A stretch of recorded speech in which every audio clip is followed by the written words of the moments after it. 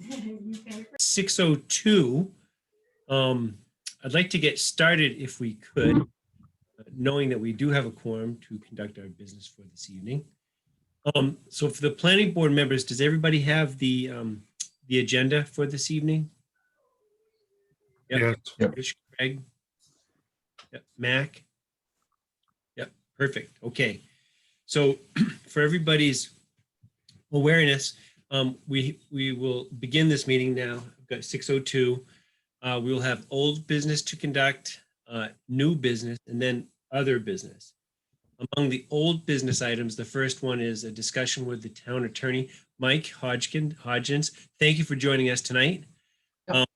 And just want to make sure people understand that this was not a hearing. This is an have some specific technical questions for our attorney. So in other words, it is not an open time for other questions to be presented to the attorney. I just want to make sure to state that up front so we don't get off track. We will have opportunities to have other questions when we do have our hearing on this matter. But just for tonight's board meeting, it is a specific thing. Okay. So having said that, Michael, thank you for your time. Welcome. Yes. Welcome to our board meeting tonight. Is there anything you would like to talk to us about first, or? Not in particular. I'm glad to hear, welcome your questions. I saw at least the draft minutes from your last meeting and understood it's fairly limited, but if you want to pose the question or whatever questions you have, I'm good to go. Sure. Let's see the draft minutes. Well, let me turn to our board members. So George, Craig, or Mac, and Rich, if you can help getting to a succinct question we want to ask of our town attorney, please feel free to launch into it, because I don't want to mess up a question formulated already. So go ahead, George. So Michael, I think the pertinent question that came up at our last meeting when we were reviewing an after the fact application for approval under our commercial development review ordinance for a proposed boat repair and shop and boat storage yard. Actually is the application an after fact application, and specifically it came up in the context of an ordinance requirement for a stormwater management plan.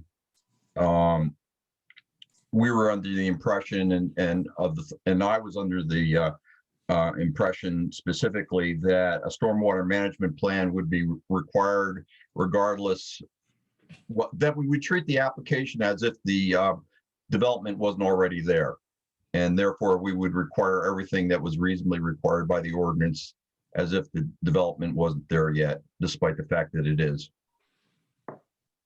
Yeah, and that was questioned by the applicant. okay. And I mean, that was my understanding. As you said, the question was essentially whether it's after the fact. And so I looked quickly at the shoreline zoning, just wondering if it had any application, and also the commercial development, commercial CDRO, I think it is. So, and there's no distinction. I mean, I guess that's one reason I wanted to hear the question, because as I read it in the minutes, the question is whether it's after the fact, and simply I can't find in any of the ordinances anything that refers to an after the fact permit. There's no special review criteria if it's a new permit or after the fact permit. So I think the short answer would be you review this as though it's a brand new permit. Just to give a little bit of background, I mean, it could be called an after the fact permit, but specifically the decision, the consent judgment that was entered in the case, and I'm presuming you've seen it, but if not, In short, it says that there was a home occupation permit that was exceeded. We've dealt with that. But to the extent there are any functions that are beyond what was allowed in the home occupation permit, which was essentially boat cleaning, repairs, and painting, anything beyond that, it requires a full-on commercial permit. So to do that, you'd have to start from scratch, apply for the permit, and have it permitted as a new commercial use. So basically, you're saying we approach this as if there was no development there currently. Right. Because Thank you. again, the first time around, it was a home occupation. So if it's under the commercial development review ordinance, it's a whole new game. Thank you. So as if it were brand new, as if it never existed. Yeah, it has to be permitted under the ordinance as it exists now, because there was no permit for any of these uses previously. And when I say any of these, for example, boat storage, sales, that sort of thing. That was specifically that's what the judgment found was in excess of what was previously allowed under the home occupation permit. Okay. Thank you very much. Peter, that of course is consistent with how we've handled similar situations prior to this. Thankfully, that is, and it's good to have that sort of affirmation and confirmation that the approach is how we've been looking at it so far. So I would like to, in future, when we do discuss this, that we proceed with this in mind. So I'd like to turn to the other planning board members to see if there are any other focused questions that we could ask of our town's attorney while we have him here. He's on the clock, so I just want to make sure we are being succinct. Mac, anything? No. Rich Baker, anything? No, George hit the nail on the head with the question. Yep. Thank you very much, George. And I had our notes up to the minutes from last meeting, which was how that question was derived. So it was a great way to present it. So thank you. Craig, are there any questions you'd like to have for the town's attorney? No, I don't. No. George, any follow-up questions for the town attorney that you can think of? Oh, that clarifies it for me. Okay. I have no additional questions. Oh, hi, Matt. Go ahead. Actually, I'm just thinking of things, and I'm looking over the consent agreement. Is it now or? What's that? I'm looking over the consent agreement, and it just says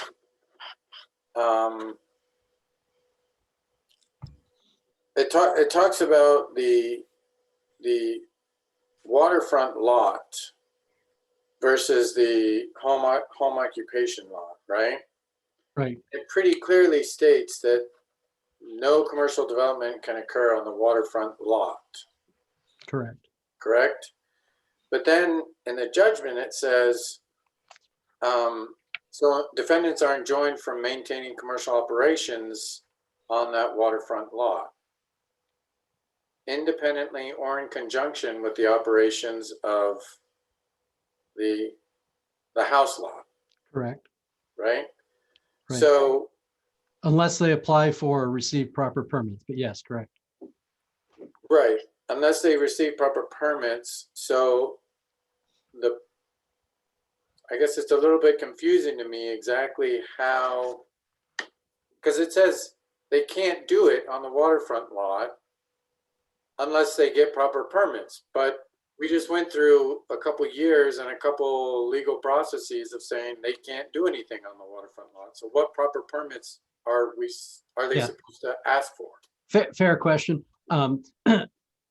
It would be very difficult. There's some possibility that at some point in the future, they could get enough frontage, enough acreage to do it. As currently situated, I think it would be virtually impossible to have a commercial use on that lot. That was the whole purpose of the of the case, but that's why the language says we aren't prohibiting it forevermore, but they would have to make sure that they got permits. So that's why that was why that language was written that way. And as it's written,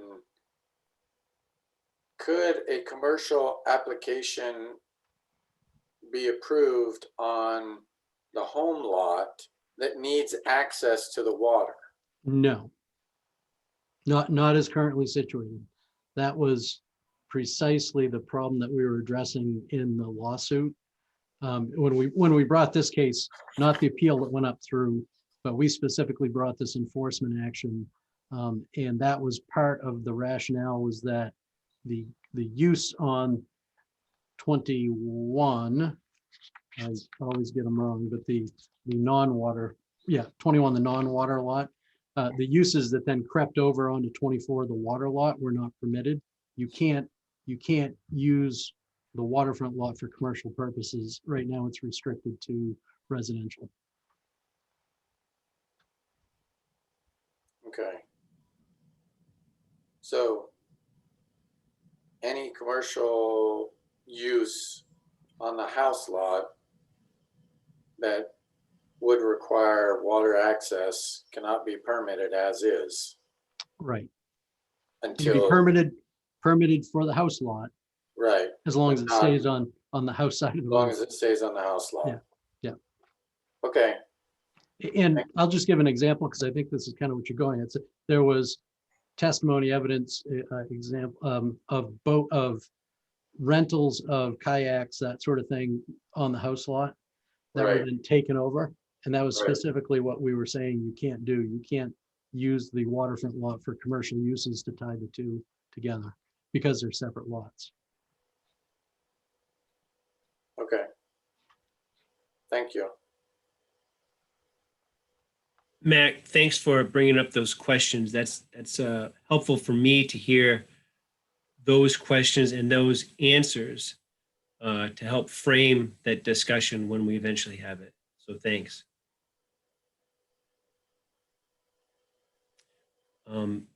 Any other follow-up questions from the planning board for the town's attorney? Seeing none. Michael, do you have any other words of wisdom for us as we look at what's going on?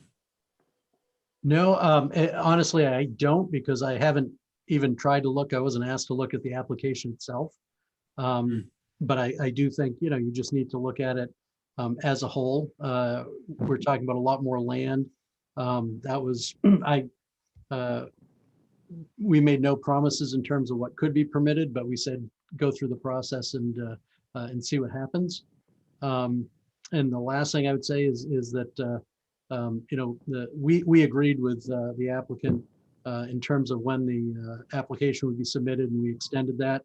And as far as I understand from the board, we're beyond that, Board of Selectmen.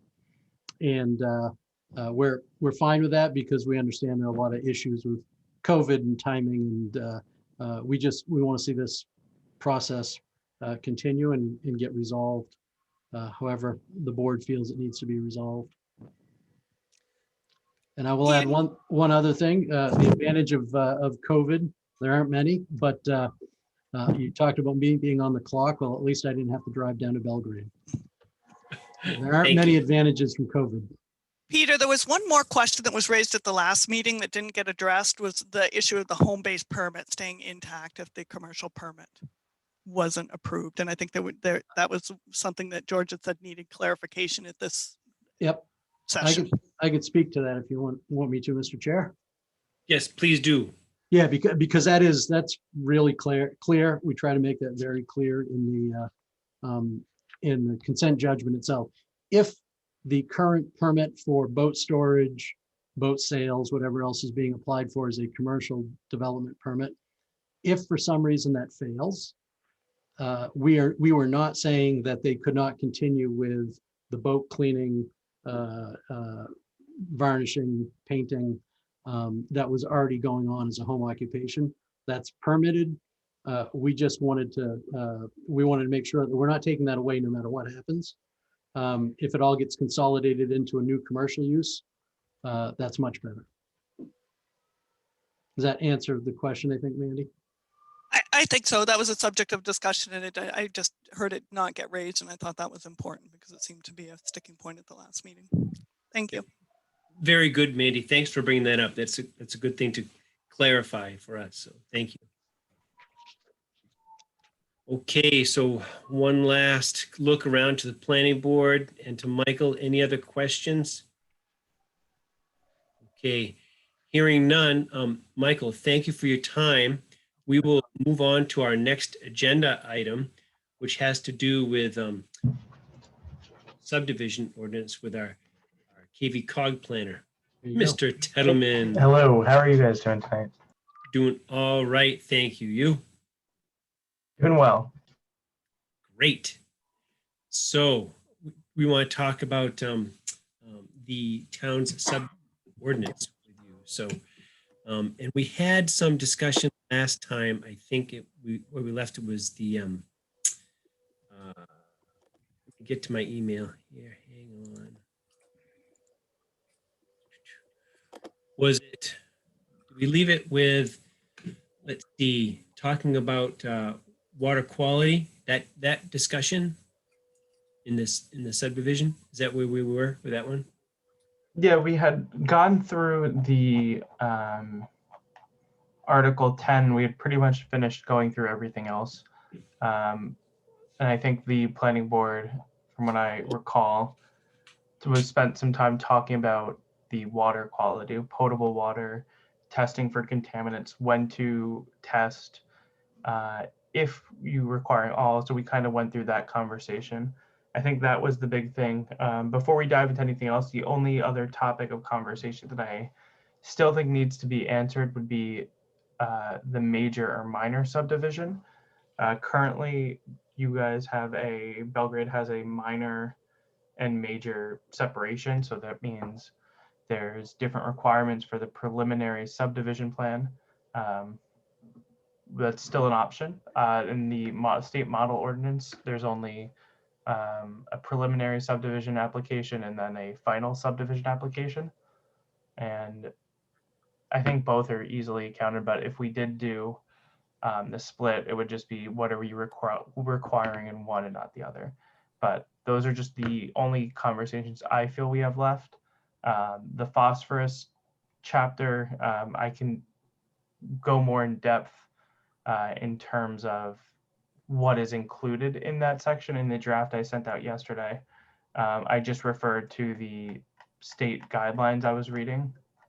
I think George had sent them to me.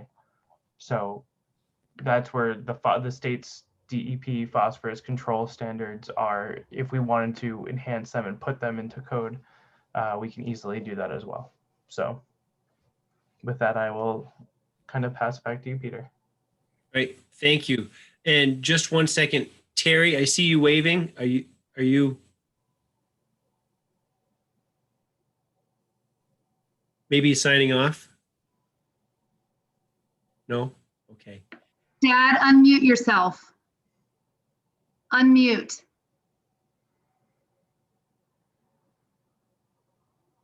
I don't know if he realizes that he's muted. Ah, There you go. well, you see, when you get to be a certain age, these things just don't work like those wind-up phones did. So no, I'm sorry, I was not. I was kind of waving goodbye to my daughter. Okay, I didn't mean to interrupt. I just wanted to make sure we addressed you because I saw you waving. I just wanted to make sure. Okay, thank you. I appreciate your attention there. So thank you. Yes, sir. Thank you. Thank you. So pardon that just a little bit. So Charles, back to our discussion. I think starting off at the beginning was the idea of do we break up or do we differentiate between applications or not, right? I think that's where it was. Yeah.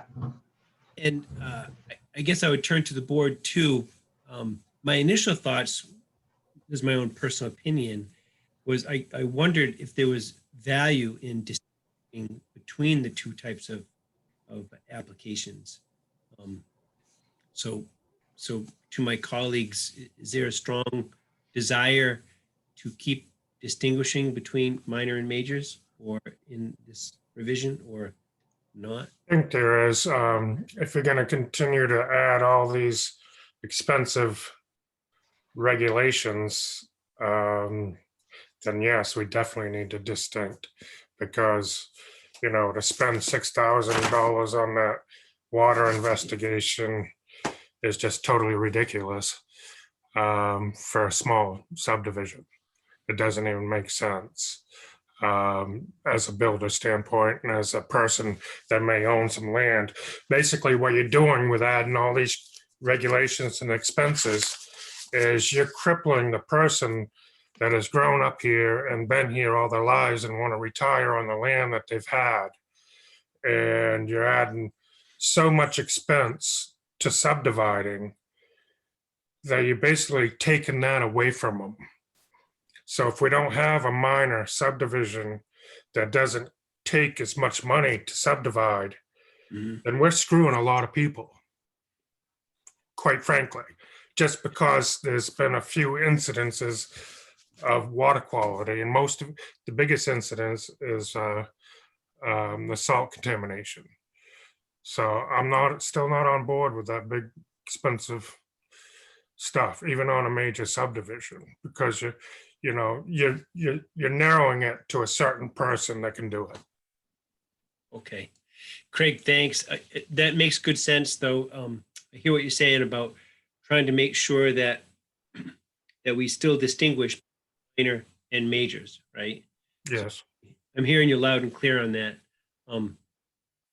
For other board members, do you have any thoughts about this? Go ahead, George. So when we first discussed this with Nick, I was very much an advocate for retaining the minor subdivisions, but I have to admit, based on our experience with the subdivision on Route 8 and 11 and seeing how many problems can be involved with even a 3-lot subdivision or a minor subdivision, which that qualified for, I'm very much on the fence now. That application, admittedly, that's a very marginal piece of land because of all the wetlands on it, the shallow to bedrock soils, the potential for septic systems to pollute the wells within the lots themselves, et cetera. So I was thinking along the lines of when I was thinking about this afternoon, if we continued with a minor subdivision, I think we need to revamp the criteria from what it is currently. At the moment, it's up to 6 lots and no road. That's it. And I think we need to narrow it down to the subdivisions that it's really intended for. And that's where Mrs. McGillicuddy, who's is 85, wants to subdivide her farm field. And narrow it down to subdivisions like no more than 3 lots, no road, no wetlands, no wildlife habitat impacts, something really straightforward. So that, because we can spend as much time on one of these minor subdivisions as we do a major subdivision, the way the ordinance is crafted at the moment. I just don't think it's workable. And frankly, I don't think it's fair to the applicants. Well, I don't think making them go through all the cost is fair to the applicant, more so than a little time for the planning board. So that's where I'm coming from. I'm coming from living here and being poor all of our lives and now we have some value and we can retire, and it's going to take it's not even going to be worth it unless you already have a bunch of money, and then you can do it. So that's what you're bringing this to. So you're actually hurting all the local townsfolk that have been here all their lives. Now you're coming in and throwing all these regulations at them and restricting them and making the cost so out of hand that they can't do anything. Mac? So I think George and Craig both have very good points, and I agree with aspects of both. And so I'm trying to think of what is the purpose of a major or a minor subdivision. And I think a minor subdivision would be if, as Craig was just, or George, I'm sorry, I'm getting you mixed up now. As you were saying about there are no issues, right? If there are only 3 lots, there's not a lot of land being developed. So there's a very small likelihood that you're going to encounter issues. And therefore, the requirements to subdivide that land should be minimal.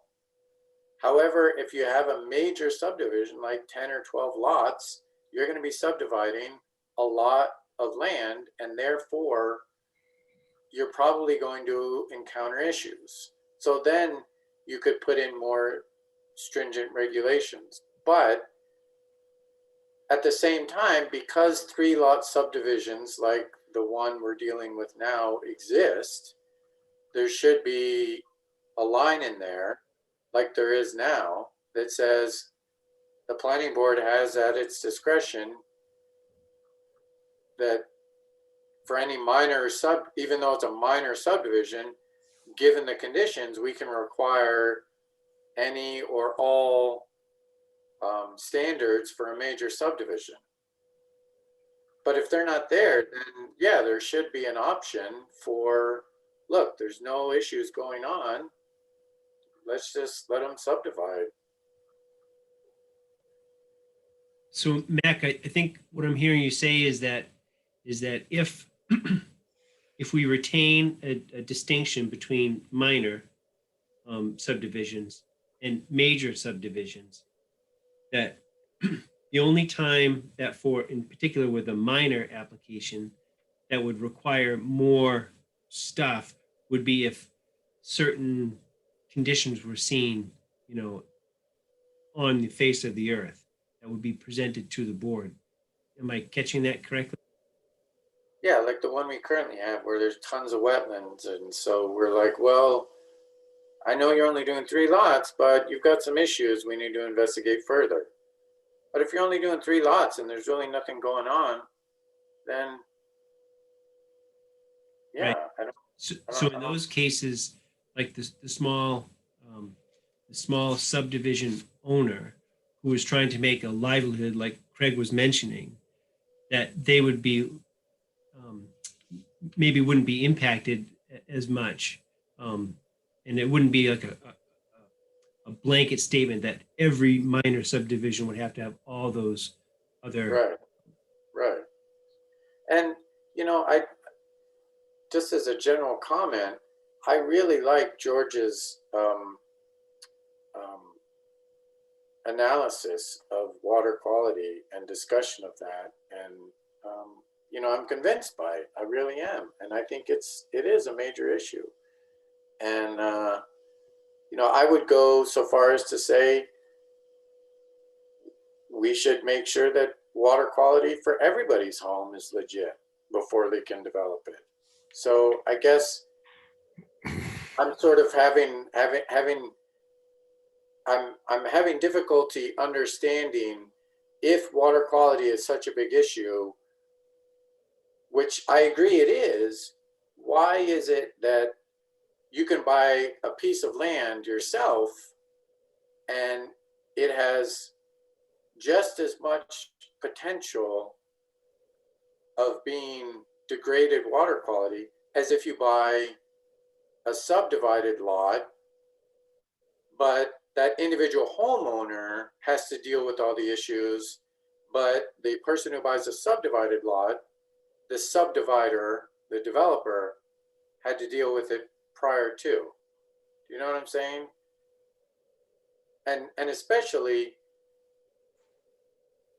like if it's a 3-lot subdivision, the distinction between a person buying 1 lot and building a house versus, like a 3-lot subdivision, that just seems,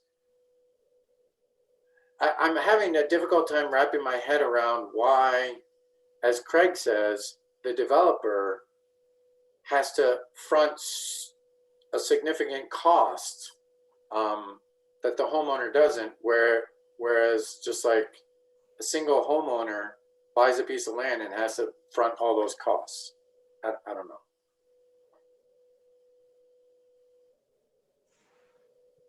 Thanks, Mac. Rich or George, do you have any comments? Not at this time. I do think we should separate the two issues, though. Minor and major subdivisions is one issue. Going back to resolving what the performance standard's going to be for drinking water quality is a second issue. And I think we should handle the two separately. That's a good point too. Rich? I'm inclined to keep the major and minor, but I'm not really inclined to, Mac mentioned, I think, if I heard him right, give the planning board the authority to throw them into the major category if there are issues. I guess I'd more go along with the idea that I think George put out earlier, is we address, if we're concerned that we create some additional criteria that are maybe problematic for the minor ones, and add that to it, rather than giving us the authority to just say, oh, we're going to treat you as a major, so that the applicant knows what his requirements are going to be. Thanks, Rich. Hi, Pete Sargent, welcome. Sorry, I'm late. Okay. What are you quickly talking about? The major and minor and the what, subdivision? Yep. Yeah, okay. Yep. So while you're catching up on that, Mac? Yeah, I guess another thought I had was, I know George put in some amounts earlier for like a hydrogeologic study or whatever, and I guess my question is, I have two questions. Number one, what is the cost to drill a well and test the water? Because I can test the water in my well for like $100, right? But what is the cost to drill a well? I mean, if it's less than the cost of a hydrogeologic study, then why aren't we just asking developers to drill wells for all the lots? And so that's one question. And the second question is, I guess this big question about, or the bigger thoughts about cost, I would really like to see the draft of the subdivision ordinance with all of our standards, and we go through those standards and say, okay, this is what it's going to cost to meet this standard. This is what it's going to cost to meet this standard. And in going through that process, we can determine, well, yes, the standard is important, but the cost is too high. Maybe we should rethink taking that out, you know? And that be part of our decision-making process. Yeah, well, right now it's probably around, depending on the place, it varies, but it's probably 75 to 85, $9,000 to drill a well right now. Thanks, Craig. Go ahead, George. Mac, if I understood your question, you were basically asking, could we get by with just requiring drilling a single well on a subdivision parcel, or a parcel that's going to be subdivided, as a substitute, as the means of finding, determining whether there's clean potable water? And is that right? Yeah, okay. So if you have an auto repair shop next door that's been there for 25, 30 years, and you're trying to rule out whether their practices and their operations have contaminated groundwater, and it's spread onto the subdivision lot such that that groundwater / drinking water is no longer potable because of the benzene content, or because of the some of the other carcinogenic compounds that are in gasoline. or whatever it is, it's some solvent, for example, used as a degreaser. There's different, if you hire a hydrogeologist to look at, they're first going to, before they even do anything invasive, like drilling a well, and you wouldn't drill the same quality well that you would for extracting water for drinking water purposes. You would drill a monitoring well, which is considerably cheaper.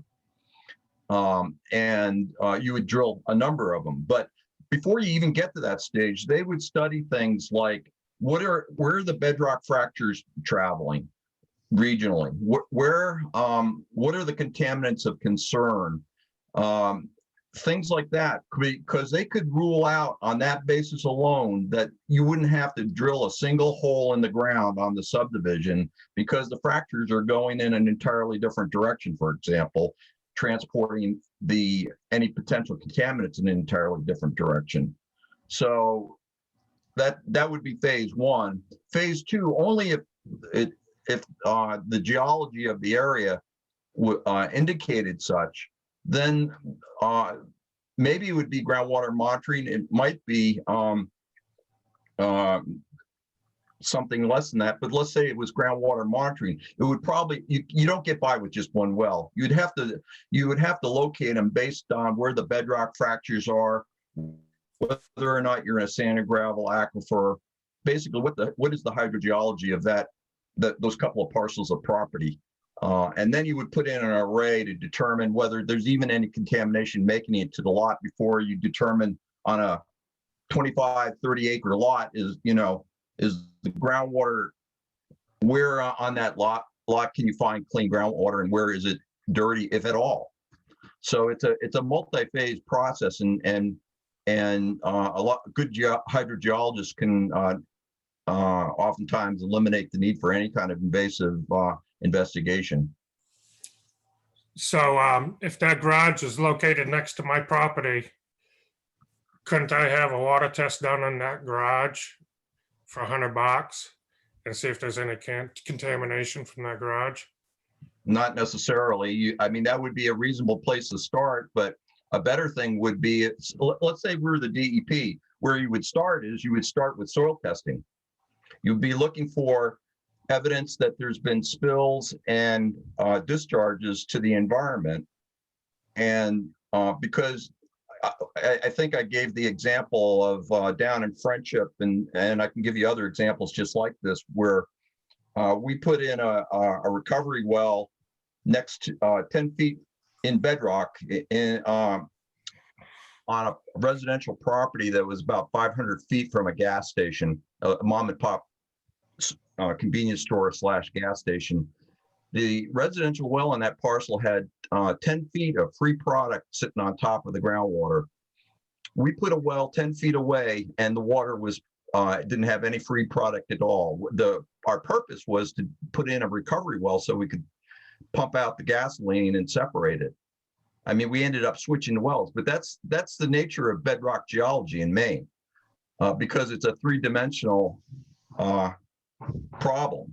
It's the ultimate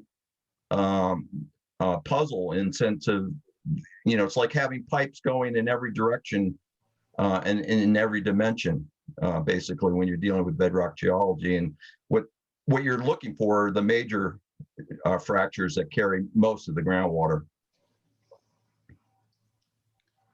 And so kind of, thank you, George. It's a great example too, I think. So we're talking about water quality issue, because that is a very important thing, because that's an aspect of our discussion. I do want to make sure we honor separate the two things, right? Making sure that water quality stuff is one thing, but also the other part that we mentioned before. So, which is looking at the distinction of obtaining minor, major subdivisions. So I just want to make sure we're on track with that.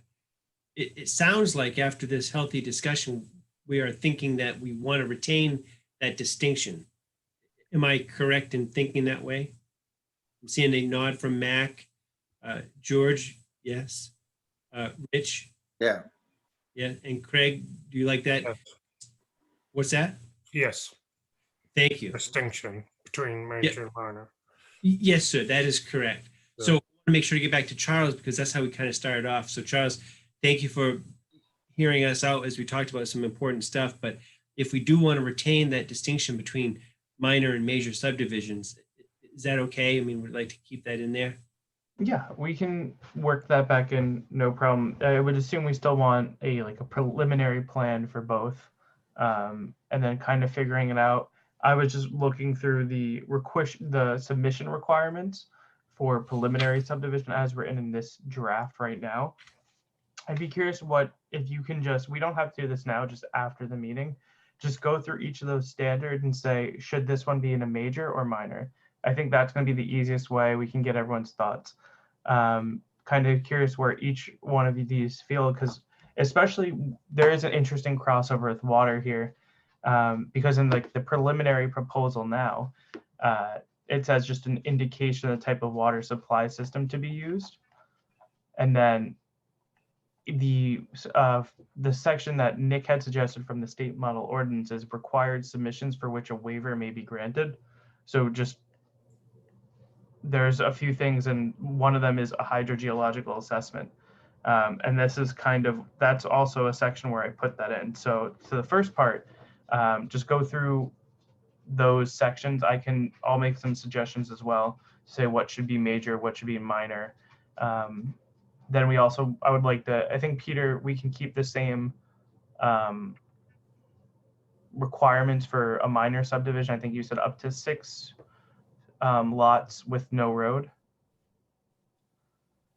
I think one suggestion was making sure to find out. I can't remember the number. George, was it 3 and no road? Or? 3 no road? I couldn't remember. I'm sorry, the current number? Yeah, I don't have the current on me. Yeah. The current number is 6 or less and no road. No road, okay.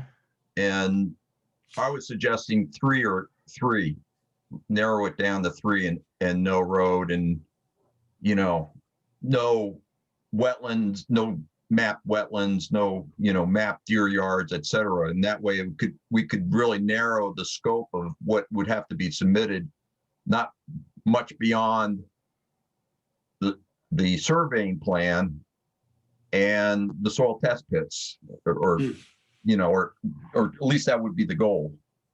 Yeah, and one thing I was considering, and instead of doing a major and minor, I feel like there might be some sort of way to, instead of referring to it as a minor and a major, you just have, I don't know the best way, because if there's a situation where that minor subdivision requires more, not saying that all minor subdivisions are going to require all the regulations that we're adding on to it, but instead of saying we're going to consider it a major subdivision, finding different language to say if that minor subdivision requires a little bit more attention.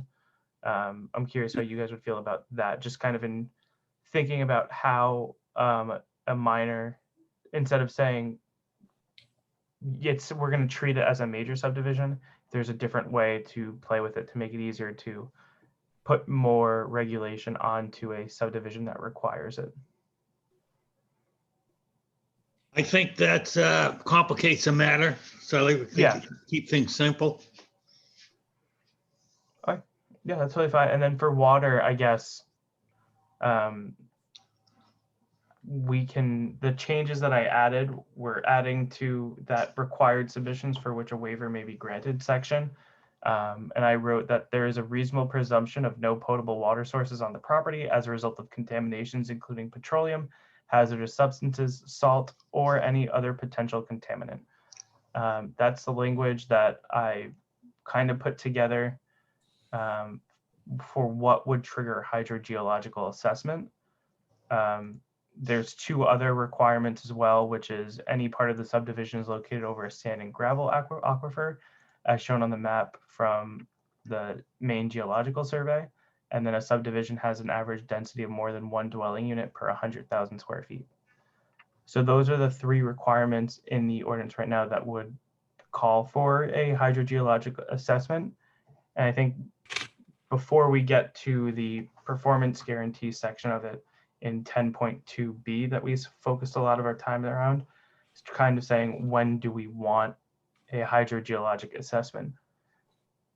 What would be, does that kind of support what the planning board was talking about? I think 100,000 square feet, that's quite a bit. That's 2.5 acres. We can tone that Most of down. your subdivisions aren't that. That's a lot. Yes, I agree. That needs to be shrunk down a little bit. Yeah, I would agree with that. Yeah, yeah. What's a fair reduction, do you think? Well, right now, we're only required one acre, 40,000 square feet. Yeah, so I would say make it consistent with that. So 40,000 square feet or just 1 acre? 1 acre. Or whatever's in the minimum lot size ordinance, I guess is, I Yeah. think what you were hinting at, wasn't it, Craig? Yes. And that's where I was going when Craig started talking. I was thinking, let's get consistent with some other stuff so that we don't have to be thinking all over the place. Yeah, Just make it Yeah. consistent. cool. Good point. So make sure I understand this correctly. So you were saying that if it didn't have 2.5 acres, 100,000 square feet, then it triggered it, and you needed to do the hydrological study.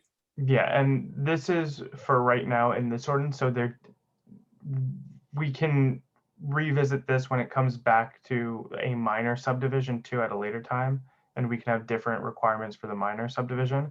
But just for all subdivisions right now in this draft, it was any part of the subdivision is located over a sand and gravel aquifer, 1 dwelling unit per acre, or an average density of more than 1 dwelling unit per acre, or there's reasonable presumption of no potable water, which is kind of fairly vague, but also I think with George's language and the conversation we're going to go into next will support that a little bit. We'll make that clearer.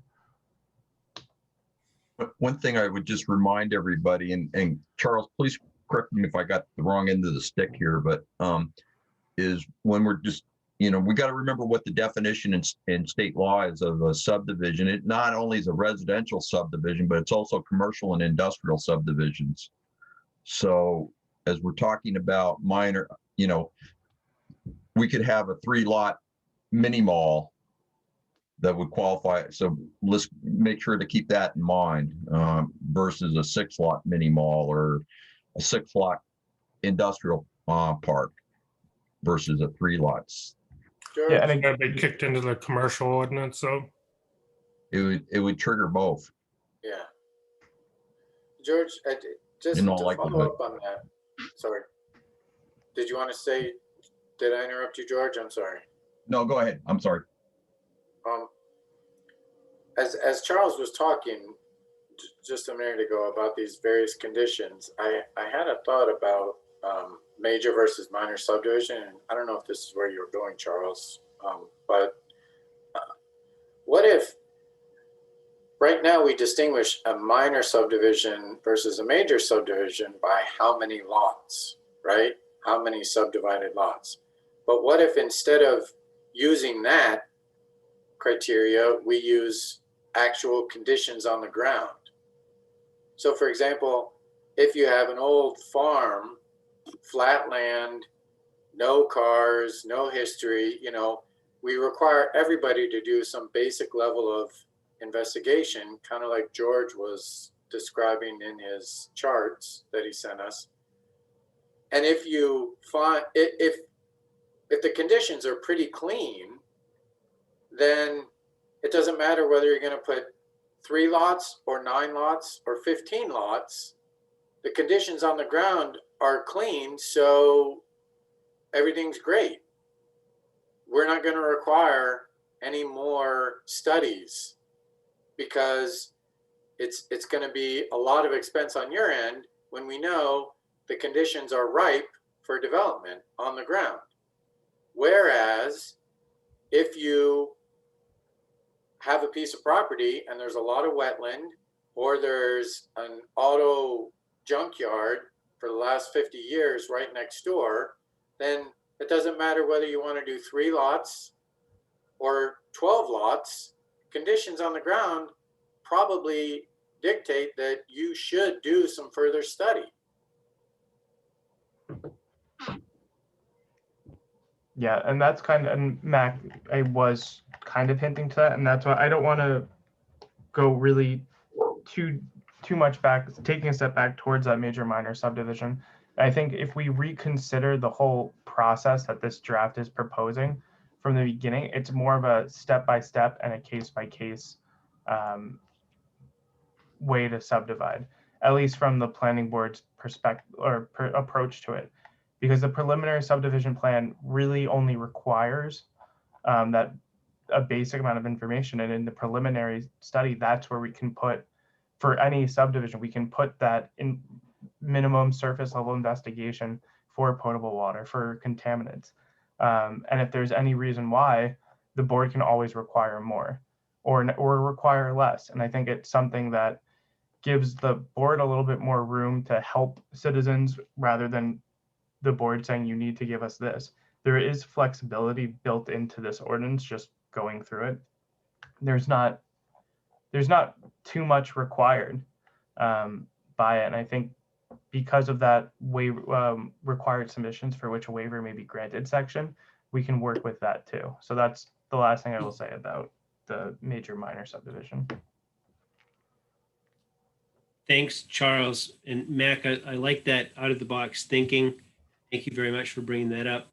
I wonder if by doing this, it seems promising in that it would allow more of a case-by-case look at these things rather than blanket statements, which could feel like to the developer, like, geez, we're just demanding so much of everybody or some of the people in some cases. So I don't know. It seems like it's a healthy approach, a healthy way of maybe re-examining our process a little bit. So in the to the hydrological study, that's not required in the state's Model Act, right? This is a step that we want, that is being suggested, take above that. I don't think it's not required, but I don't think we're necessarily saying we should do that, right? Wasn't, George, your whole point was we should do this step of analysis prior to requiring the hydrogeologic study? Right. So the model does require all subdivisions to have a hydrogeological investigation to determine whether the groundwater would be, if you're going to go with private wells or with a, say, a small public drinking water system on the property, it would require a hydrogeologic investigation at all subdivisions. And we had agreed as a group that we didn't want to go that route. We wanted a process where we could screen it down to those subdivisions, the small number of subdivisions that it would be most appropriate to require a hydrogeologic investigation of some sort, because it either had a groundwater contamination site or a potential groundwater contamination site on the property or on the abutting properties. And the way I had defined it in the table and in the other graphic that I did that you all have was I narrowed it down to man-made pollutants, so that you're not so we're not dealing with, say, naturally occurring arsenic, which is a health hazard, but it's not a man-made health hazard. It's naturally occurring, or radon, for example. And so I was trying to work off of your suggestion, Craig, at the last meeting. I mean, it was pretty clear that folks didn't like the idea that I had originally come up with for that screening process, which was to rely on a what's called a phase 1 environmental site assessment, which has a cost to it. It's a $4,000 to $5,000 cost. And so I was trying to use your suggestion, Craig, of coming up with either a low or no cost alternative screening tool, relying on state mapping. I think you used the example of the Inland Fish and Wildlife beginning with habitat maps. And so I went to, I had discussions with DEP. I also went and looked at their various applications that they have available online. And there's one that Peter is very familiar with because he was on the ground floor developing it, called, the short name for it is EGAD, which stands for Environmental Geographic and Analysis Database. It's a GIS system, though. It's a mapping system. So you can, go to the town of Belgrade and you can go to your lot and you can see what's there, what they've discovered in the area for either past cleanup sites or where they've taken samples. Interestingly enough, this is an aside, but there was a sampling site in Great Pond where they've taken tissue samples from fish and tested them for PFAS, which is the contaminant in Fairfield. But anyway, that's an aside. But what I discovered was that database is not all inclusive and misses a couple of important groundwater contamination sources that are prevalent in Maine. It's not as comprehensive as if we required a phase 1 site assessment, but I think it would serve as a good basic tool if we added a couple things to it that could be, again, no cost to the developer, using just simple Google Earth, for example. And so, that's where came up with the concept of, in the second handout, that we rely on DEP's EGAD's GIS system, but we also take into ask the developer to look using Google Maps for whether there's a junkyard, graveyard, or recycling facility on the property or the abutting properties, a commercial auto repair or repair shop on any of those parcels, and then of course the salt contamination issue, which is we're going to deal with separately, is my understanding. If we combine those three things, I think we will be 80% of the way there. And it's not perfect, it's not foolproof, but it would be a reasonable assurance that, first off, it would serve the purpose of narrowing the field of subdivisions that we would require a hydrogeologic investigation down to a very small number. And secondly, we would be only requiring it where there was really a reasonable expectation that there might be contaminated groundwater underneath that subdivision or part thereof. Which obviously I think we need to know about, or we need to figure out, so that, and the developer needs to figure out so that knows either the subdivision isn't a go because the contamination is too prevalent, or there's part of the subdivision that the property can be developed and part of it that can't, depending on the contaminants and how far they've spread and how what their concentrations are. So anyway, that's sort of my a summary of what I had tried to come up with as a compromise solution to that need for a screening tool to decide when a hydrogeologic investigation might be required rather than requiring it everywhere. Makes sense. It's Peter Sargent speaking. Makes sense. My question is, who the developer would do it, then on the board, who on the board would, review that? How would we review it? How would we do that?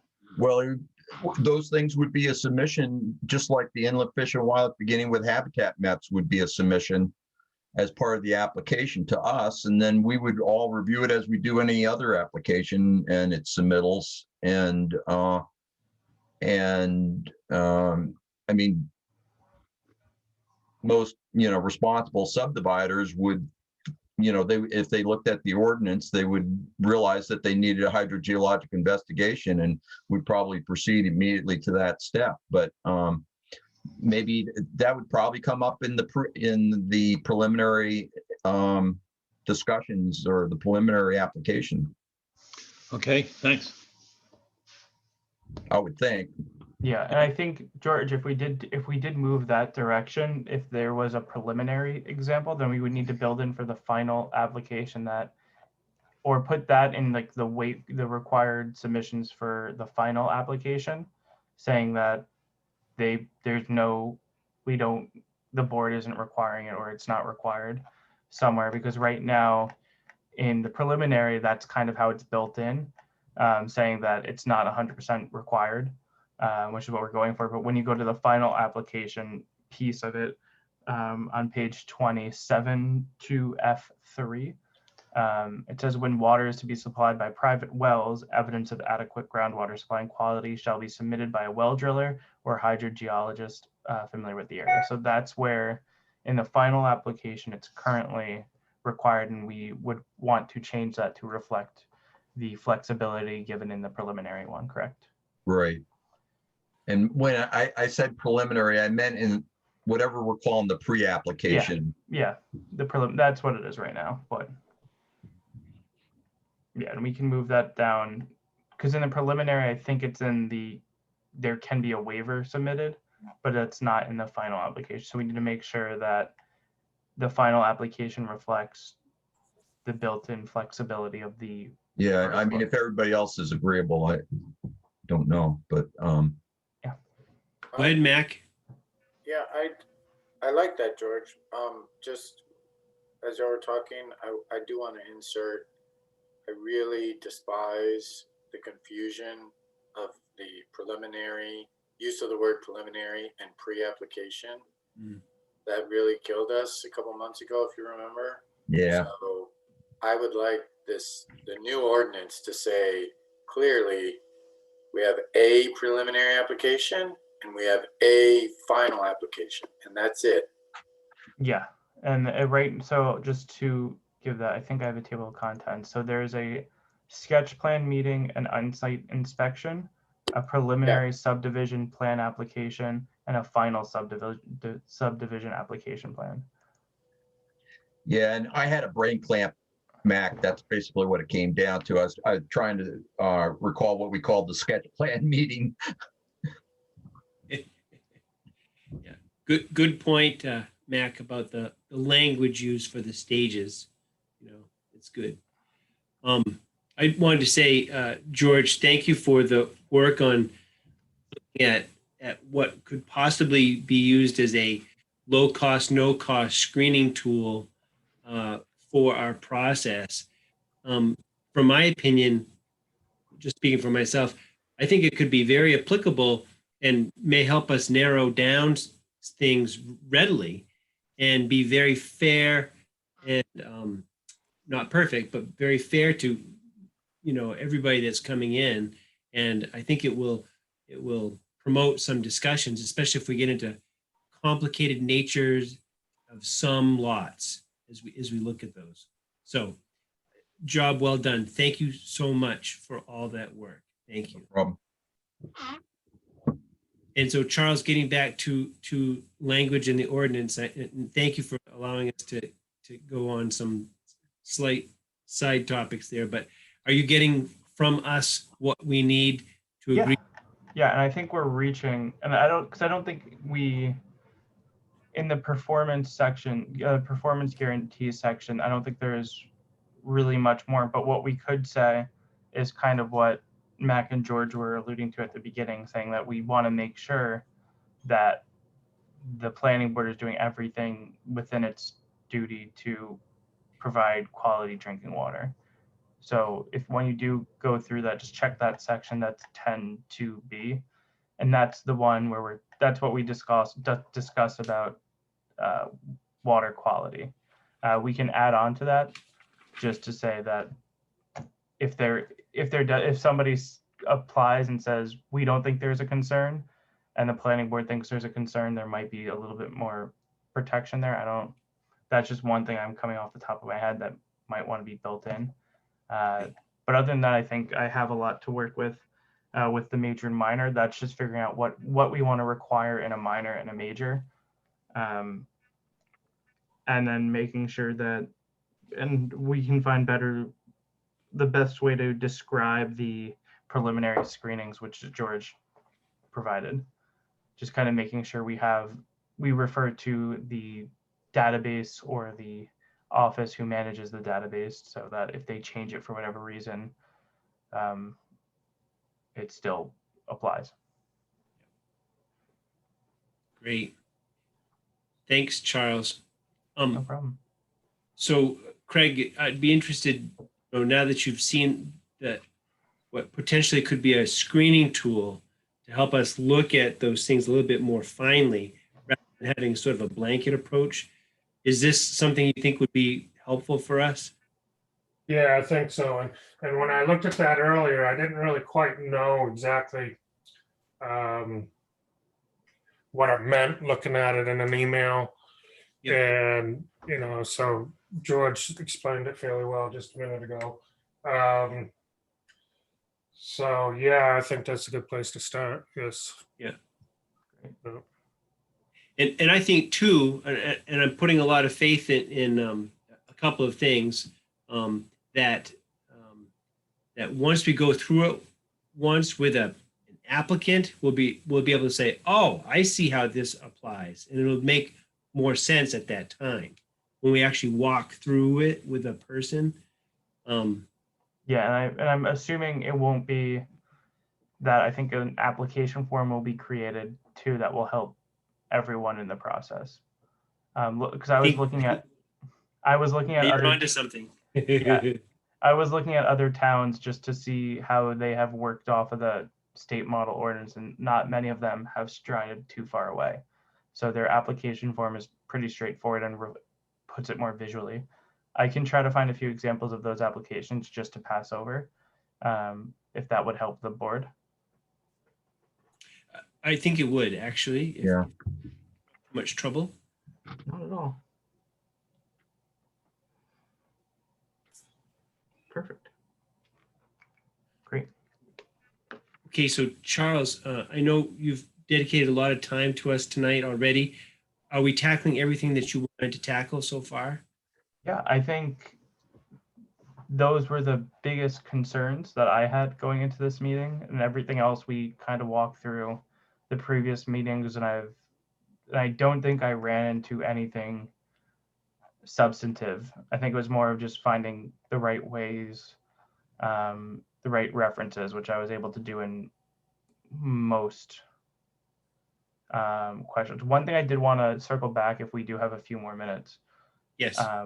One thing I couldn't really recall, I was looking at my notes from the last planning board meeting, is when we were talking about the technical capacity and the fiscal capacity. I know we had a conversation about that, and that kind of sparked the limiting individual developers or people just trying to do small subdivisions. Did we want to leave the language as is, or were we pretty okay with that language?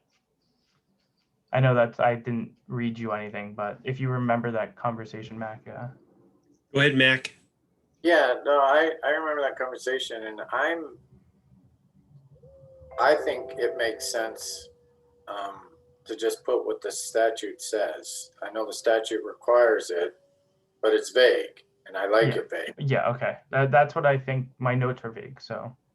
Okay, Cool. because that gives us the ability to say we're fine versus, once we start putting numbers in there, it's going to necessarily eliminate, local people that we shouldn't. Great. That's what I think. Yeah, I was the one that raised the question of how would we measure it, and consequently got, that led to, potential for numbers, but I'm fine with it, leaving it vague. And I'm not sure at the end of the day, if somebody goes bankrupt in the middle of a subdivision, this ordinance is going to prevent that. Yeah, no, and other than that, I have no other large questions. I think I can put together a more final draft. If we wanted to kind of look through it in the next week, if you go through the, in the current draft, the preliminary application plan and the final application plan, just pull out, say, this isn't needed for a minor subdivision. Or I can just kind of look towards the current one, and see what I can pull for that. And then come back to you guys with a draft. Okay. Thank you. Would you want that for your next planning board meeting? I don't know, if just to do some scheduling real quick. We can do this tomorrow or after. We don't need to schedule it now. The next meeting's gonna be tied up, isn't it? Yeah. That's what I was thinking. Yeah. Gary, we have a full meeting next time with applications, don't we? I think we do, but I'm not 100% sure. I don't remember now. Yeah, we can, I'm flexible. So if we needed to. Why don't you check? You could check with Anthony. He could tell you. Great. Yeah, that sounds perfect. Yeah. Okay. Yeah, at a minimum, the meeting after that. Yeah, for sure. Great. So next steps, Charles, would be for us to provide some feedback to you on that. Yeah, and I can take that and just build a final draft. Okay. Charles, if we get to that, I'm sorry, I interrupted somebody, I think. No, I didn't really understand what Charles wants us to read and comment Yeah. on. I didn't either. Okay, so in the draft that was sent out yesterday, Article 6 is the preliminary subdivision plan application, and Article 7 is the final subdivision application plan. For the purpose of a major and minor subdivision, we would need to create 2 more articles. So a minor preliminary subdivision plan application and a major preliminary subdivision plan application. I can figure out the best way to kind of craft that in the ordinance. We might just be able to do 2 sections within the preliminary application, one for minor, one for major. But as it is right now, the requirements are all together. So if you want to quickly go through and circle the numbers or say, this is for minor, this is for both, this is for only major, I think that would really help me kind of get what you guys are thinking. If not, I could just kind of put it together and we just say yes or no at the next meeting. So you want us to email that stuff to you in advance so you can think about it? Yeah, it would just help me. If not, we'll just go through it line by line in the next meeting for the major minor. So that was sent out yesterday? Yeah, that's my apologies on that. I wanted to try to get out before, but. I don't think I have it. I'll send out another, I can send a follow-up email with just what I'm asking for more specifically. I don't think I have what you sent yesterday. I think Yeah, can you do that? The only thing I have yesterday was from, Anthony may not have sent it out and we might have held off because it wasn't too critical. I'll send it out again after or tomorrow morning. okay. Yeah, I think I got it from Anthony, actually. Yeah, well, I'll make sure you guys get it tomorrow. I'll send it out again. There's no worries about that. Electrons are cheap. Yes. Cheap and confusing. I will say this whole It is. Zoom confusing. meeting stuff, I honestly, it's so hard for me to keep track of what draft, what document, what meeting. I get lost. So don't I agree with you, Mac, and it's so much easier in person where we can explain things like what George just did with the thing he sent out. I was lost on that, I guess, and after it is confusing, so it's hard for me. I'm not an electronic person, so it's hard for me to find the stuff. It's hard for me to get there with it, where if I have a hard packet in front of me, I can flip through it and find it. I struggle really hard with this. Yeah. I'm with you. I know, Understandable. because sometimes it's so hard. I know if I'm keying in on the wrong name, like if I'm thinking, Charles sent that to me and I'm scrolling, looking for everything, searching on Charles, but really Anthony sent it. I'm not. Right? So that's not a problem or a criticism at all. I'm just saying it's one of the human factors where we're trying to deal with these things electronically. It's just, so. I agree. So I think we're in good shape. Charles, thank you so much. No problem. We are probably at a good break point, I think, for tonight, if you feel the same way. Yeah, for sure. I think we're in a really good spot. Okay. And so just let me talk this out. So next month, March, the first meeting of the month will be March 4th, right? Just like tonight is February 4th, right? Right. Convenient that way. So I guess we would probably plan on seeing you then, if that's okay. Yeah, that works for me. And by then we can I'll send it out 2 weeks before, at least 2 weeks before the meeting, just a first final draft. I think we're at the stages of calling it that. And if we like it, we can add the final touches and move on to the next blooming project. I love it. I love it. Thank you so much. No problem. Have a good night, Love an everyone. optimist. Thank you. Yeah. Charles. I know. I like that first final draft. You're like, ooh. That's an interesting concept. Sounds like something EPA would come up with. Right. Preliminary final draft. All right, gang. Let's head into the next order of business on our agenda, if you don't mind, which should be the Shoreland application from the Thomas family. I believe that's where we are because we've concluded old business. We're on to new business, and it looks like Stacy Thomas is with us tonight. Hi, Stacy. Thanks for your time. Hi there. Yeah. Hello. Hi there. Okay, we're going to go through your application, and I take it you probably met with Gary at least once to kind of go through some things and so on. Is that correct? Correct. Perfect. All righty, hang on just 1 second. Where is that? Here's the application. Okay, does everybody have the application in front of them? I just want to do a kind of a quick check. Yeah. Pete Sargent, do you have that? Someplace. I got it here. PDF? Yeah. Okay. And Rich and Mac, you okay? I had it earlier and I'm going to try and find it right now again. Okay. I got a hard copy.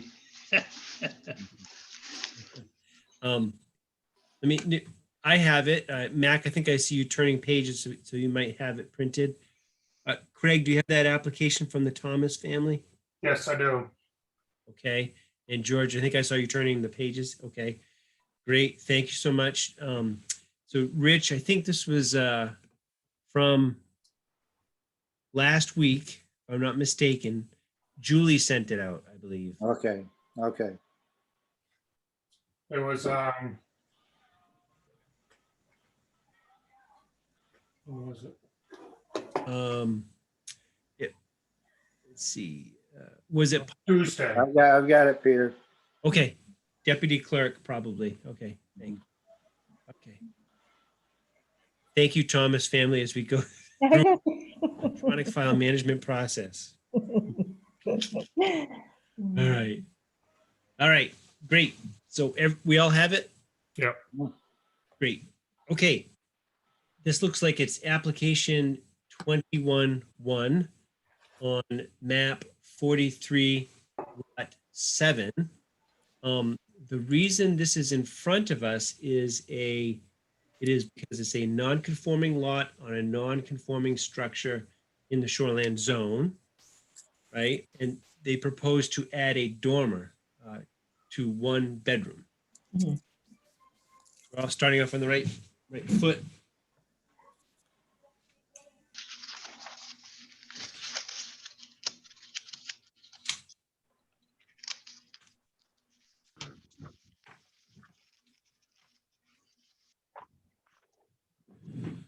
Okay. let's see. And so the applicant's information is placed on here, 587 Dunn Road, right? Yep. Well, Um, the camp's on 22 Sunset Shores, but right.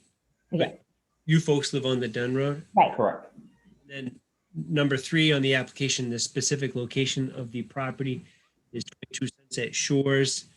It's on Great Pond. It is a residential property.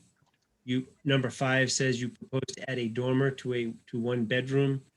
Number 6, it says existing sewage disposal system and capacity.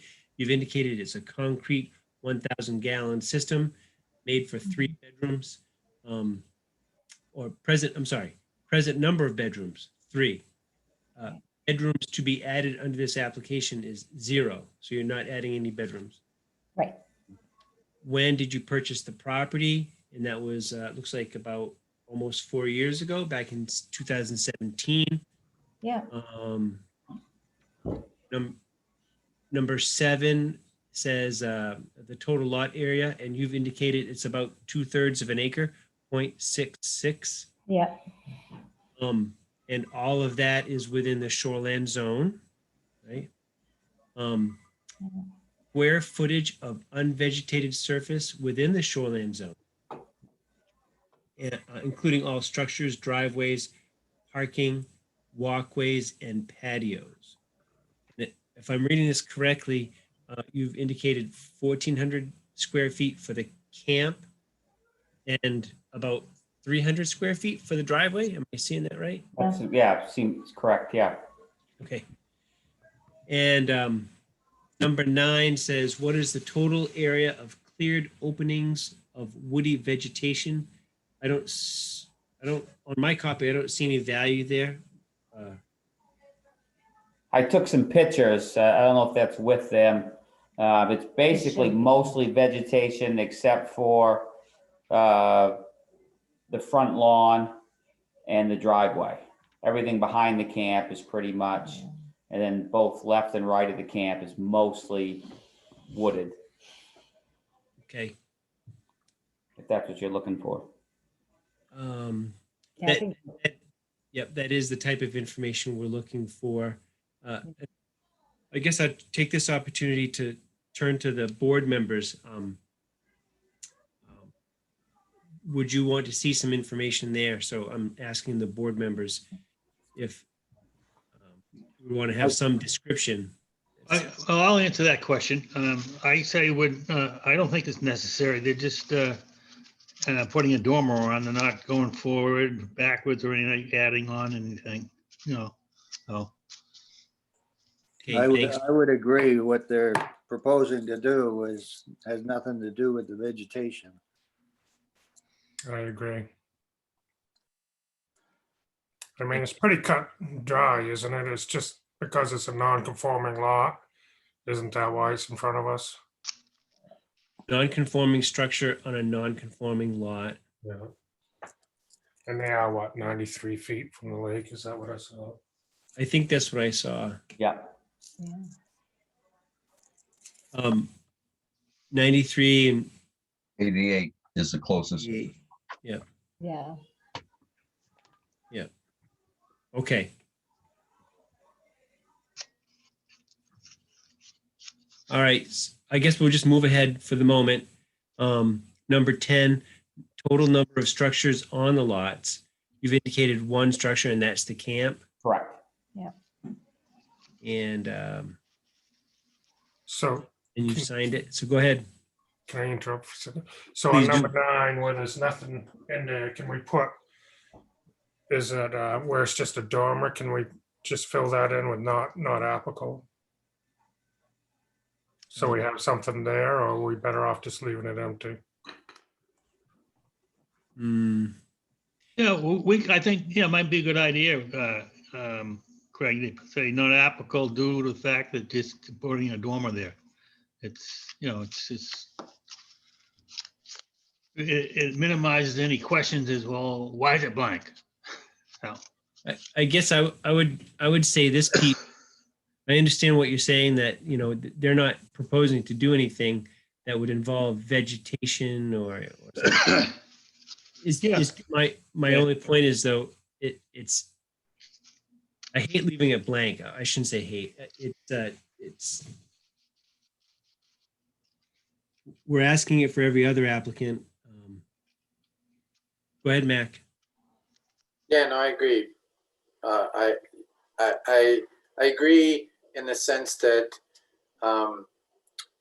it isn't necessarily applicable in terms of how we're going to decide. However, we are required to have a complete application, and we have required it from other people. And when they have blanks, we tell them that's no good to have a blank. So I don't think it's a complete application if there's a blank space, honestly. I'm not saying they have to come back a month from now. You know, they can do the measurements and put it in after the fact. We could add it, you know, as part of our approval. That needs to be filled in before the permit's issued.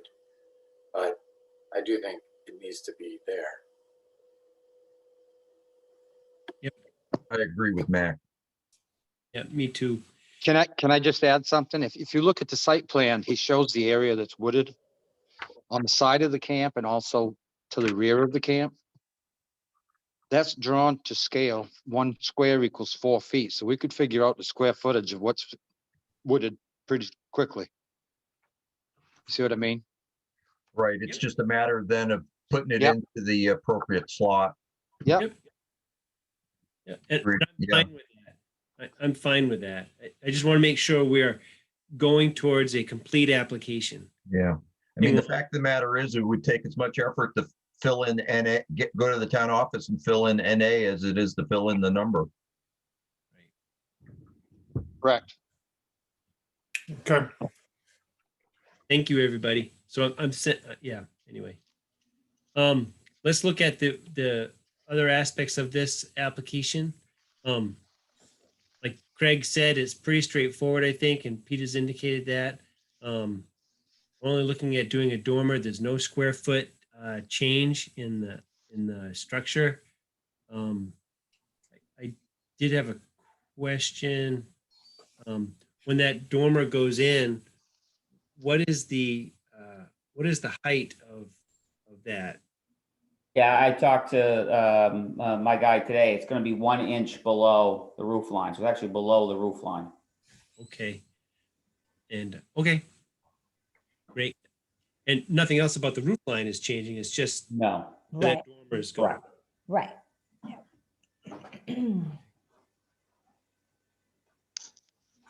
Great. Other board members, do you have any questions for the applicants? Pretty straightforward. Yeah, I don't have any. I don't either. Craig, No. Pete, Oh, no, and Mac, I see you shaking your head. Okay. No other questions? Are there any other aspects of this application that we need to review? Because it seems like it's so straightforward to me. It would be a no-brainer, but I agreed with that. I'm a little curious. I know you're not adding bedrooms or bathrooms or anything, so the septic isn't an issue, but the information you included with the application is an inspection from 2017 that found issues with the septic system. So did you fix those issues? And if you did, why didn't you include that information to say that those issues have been resolved? We haven't fixed them. My understanding was it was a recommendation to do something in the future. It didn't have to be done at that time when we did the inspection. But maybe I misunderstood. Yeah, I mean, my reading of it is that it's not a failed inspection, Right. Right. but We haven't done anything yet. okay. So just in general, I'm gonna vote yes on this application. You know, you're just adding a dormer, not a big deal, but just in general, I think every shorefront owner has a responsibility to keep the lake water quality high. Absolutely. And, would. Yeah. I don't really like the giant lawn you have in front of the camp. I really wish you would plant some vegetation. And if you have some issues with your septic system, I think it's really, you should fix them, because, you know, I'm sure you've heard the phrase death by 1,000 cuts. If every camp has one little issue, that's how lake water quality goes down.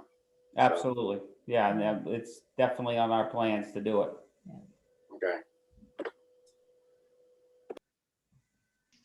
Okay.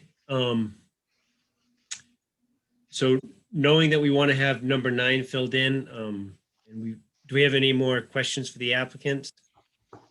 I'm sensing a way to try to manage this, so I would entertain a motion if one were prepared to give one.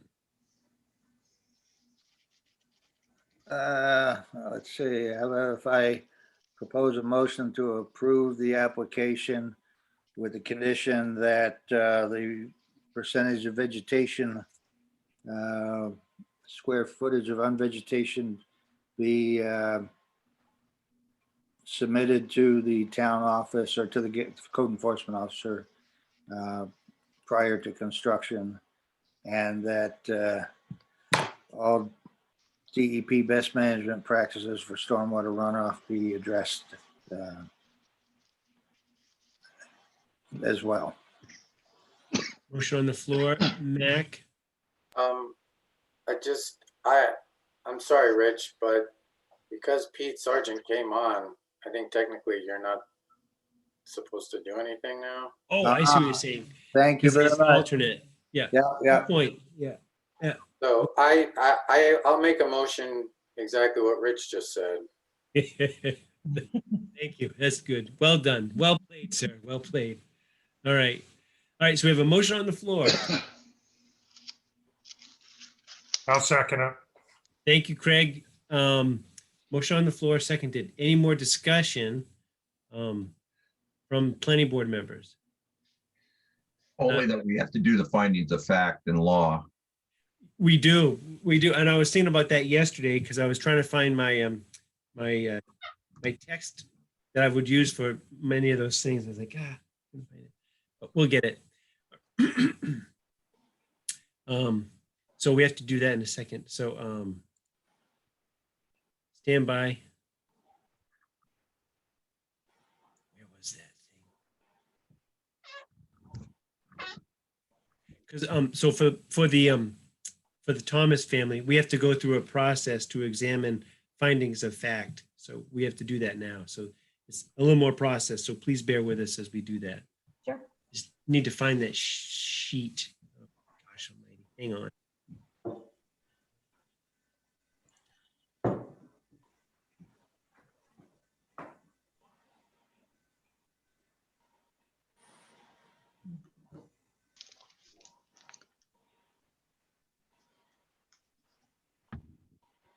Bye.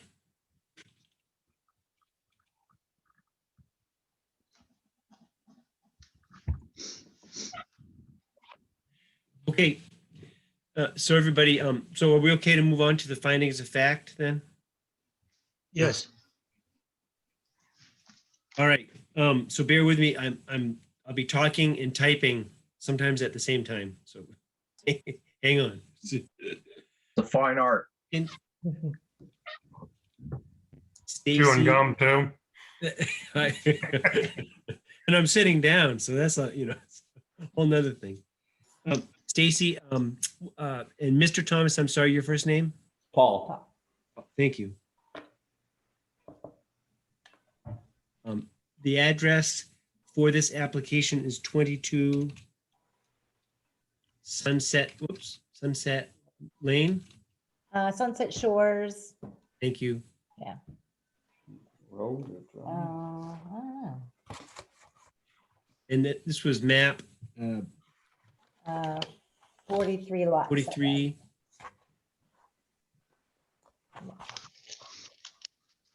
Lot 7. Okay. Number one, findings of fact, the applicants on date, we put in the date, applied for a shoreline permit for adding a dormer. Or one bedroom, I think is the way it's been phrased, correct? Right. That's the project details. The application was presented to the planning board on today's date, which is February 4. 2021. Conclusions of law. Number 2, based on the, okay, that's where we vote. Okay, getting into these things. So Thomas family, just so you know, we have 7 major categories. Then the 8th one has got like 20 sub things to deal. We bang them out.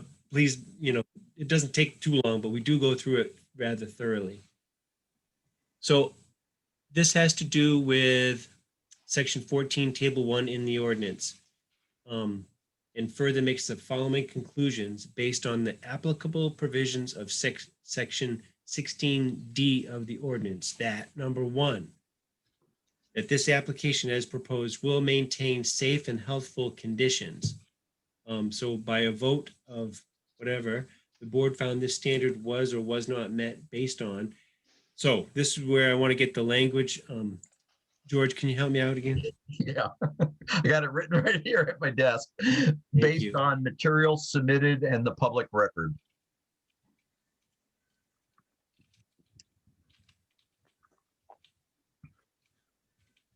Get that? Based on materials submitted and the public record.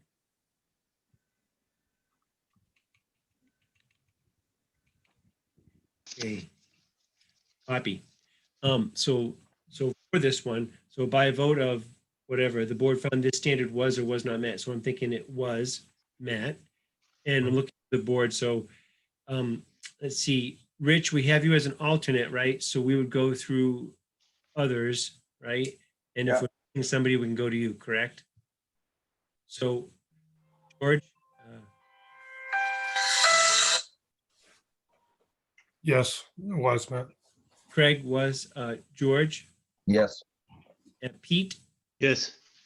Yes. and I'm missing, Mac. Mac. okay. So Rich can vote. Rich, what's your vote? Yes, here he comes. That's correct. Craig. Okay, we'll go with it. We don't want to hold up. And I vote yes. So So you want me to five- tell them? Okay. I'm on the phone with Mac right now. His computer just died, so Rich is in. Okay.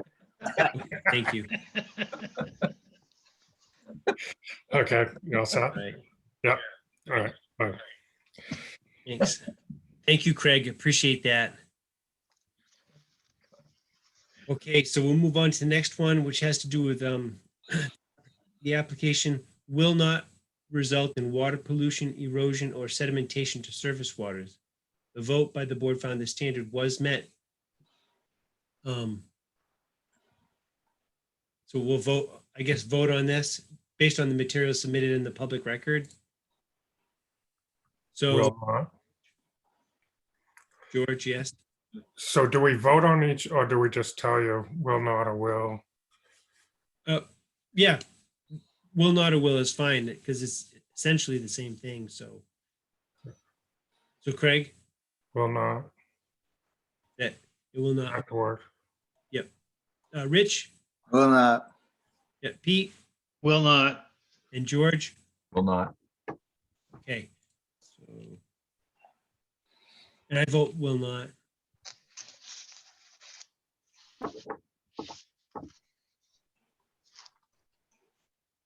Will not. And that it will adequately provide for disposal of all wastewater. So George, Yes. Craig, Yes.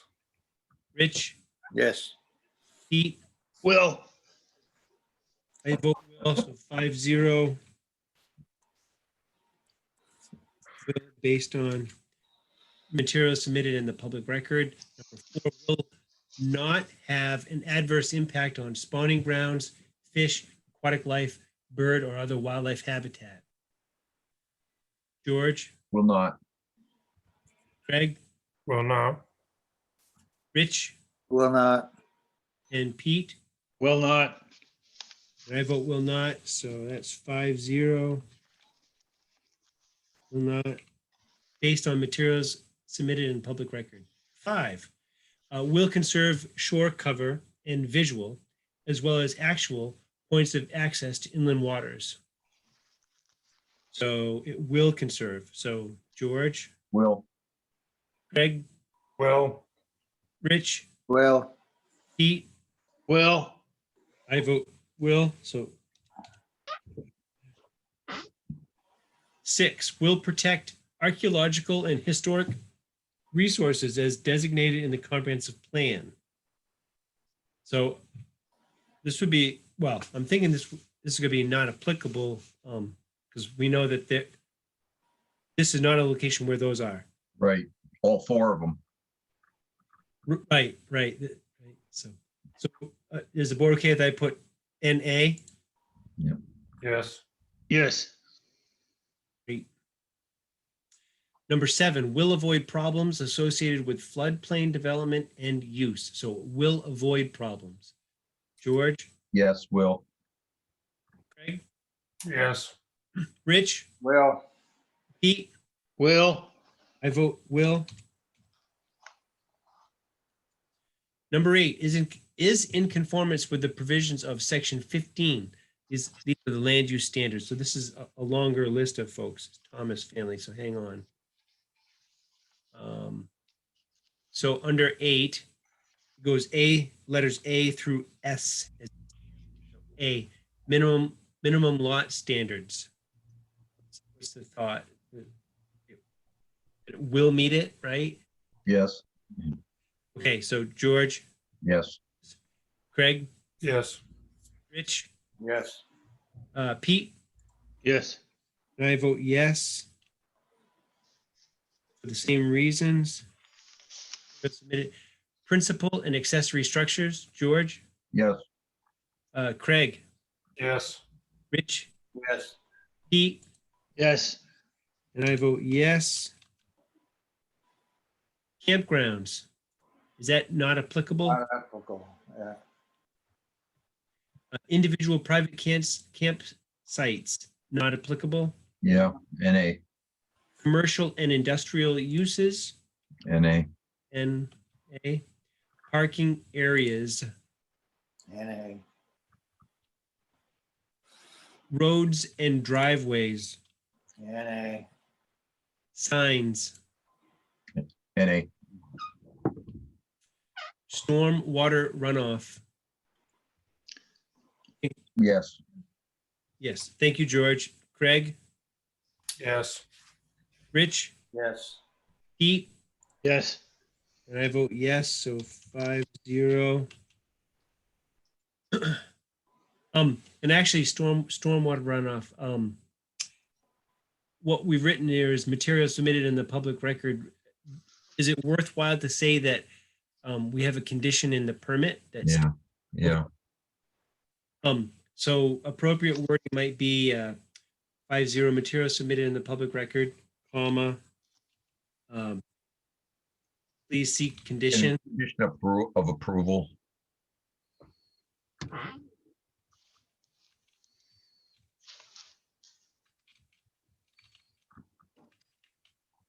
Chimney, okay. Wow. Okay, thank you. Letter J, septic waste disposal systems. George, Yes. Craig, Yes. Rich, and Pete. I vote in favor of that. Whoops.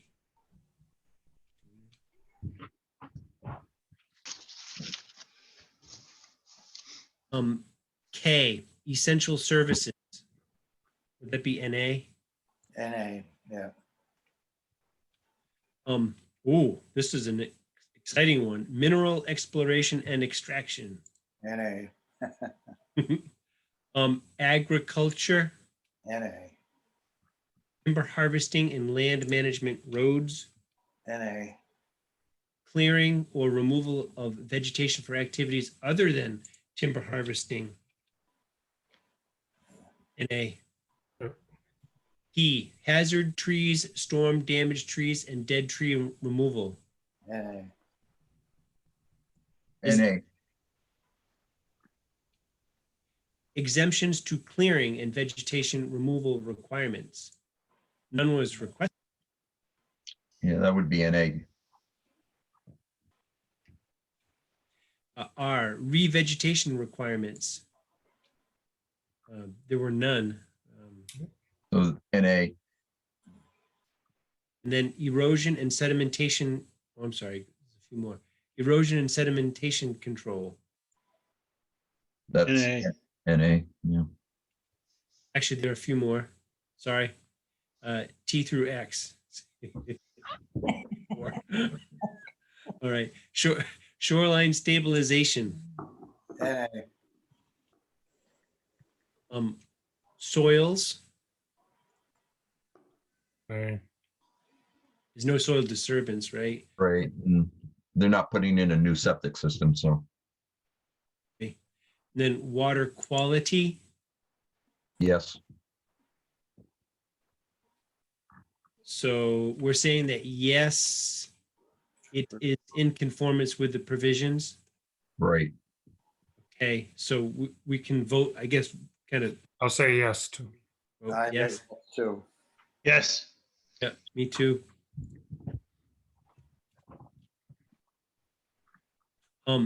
Historical and archaeological sites, that would be NA. Then resource protection, not applicable in this case. Applicable. All right. And then also in findings of fact document, we have conditions of approval needed to meet required Belgrade shoreline zoning ordinance findings in section D. Number 1, manage stormwater runoff, new or expanded structures. That's the case here with the new dormer, right? In accordance with section 15I of the Belgrade shoreline zoning ordinance. And Maine DEP's best management practice is as outlined in conservation practices for the homeowners publication. So we can give that to you, Thomas family. It's available to you. And please note, this is a standing condition that applies to all permits unless it is deemed unnecessary by the planning board. It's in there. Then let's see. Other condition that we should indicate here has to do with filling out the, how do we say it? The amount of cleared vegetation on the lot or something. Cleared opening, total area of cleared opening, square feet. Okay, submit amount of, you said cleared opening? Yeah, cleared openings of wooded vegetation, area of cleared openings of wooded vegetation, square feet.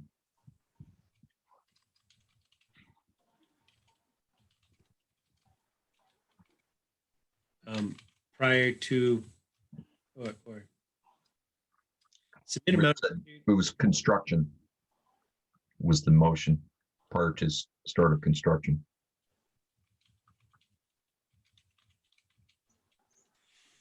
So help me out in case I've missed something. Submit amount of cleared openings of wooded vegetation in square feet prior to start of construction. Yep. So that's the two conditions, Thomas family, that we have on there. All right, so we're supposed to get you the amount of cleared openings of the vegetation? Is that what you're asking for? Yes, please, Stacy, that would be appropriate. And Okay. to the town office staff to be filled in on number 9 on that application. Yeah. Okay. Provide that to Gary. Okay. Okay. To Gary. Okay. And now we're at the point where we say number 3, decision based on the above findings of fact and conclusions of law on today's date is on 2/4/2021, the Town of Belgrade Planning Board either approved or did not the shoreland permit application of Stacy and Paul Thomas with the above conditions and at a meeting on 2-1.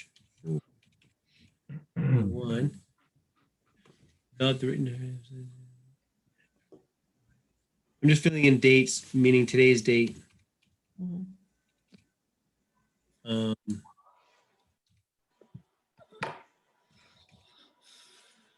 Great.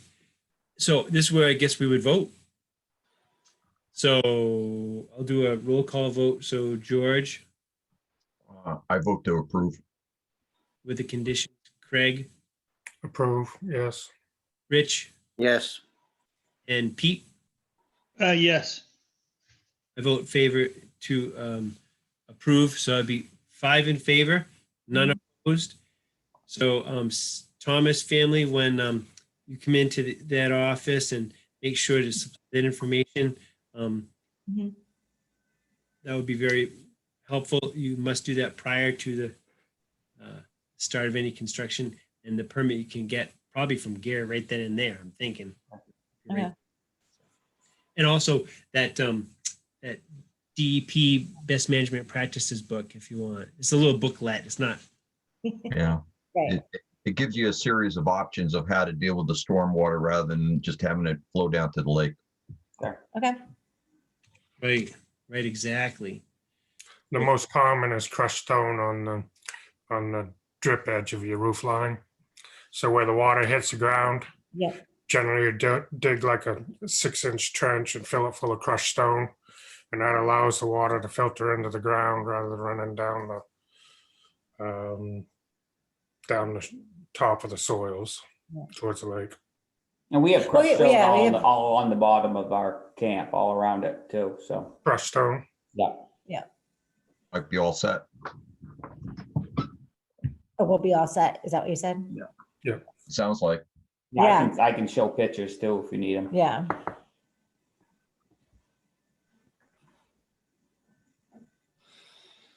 And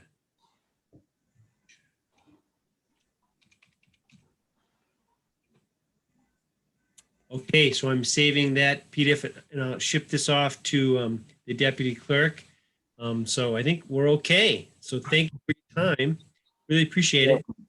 Thank On the you. project. Thank you. Have a great night. Thanks for your All right. patience. Thank you all. as well. Bye-bye, guys. Bye. Bye. Okay, thanks, everybody. So I'll ship this off to, and I don't want to take up any more of your time as a board. Want to make sure we have the minutes from last time. Does everybody have a copy of those minutes? Yes. Okay, great. Let's take a quick look at those.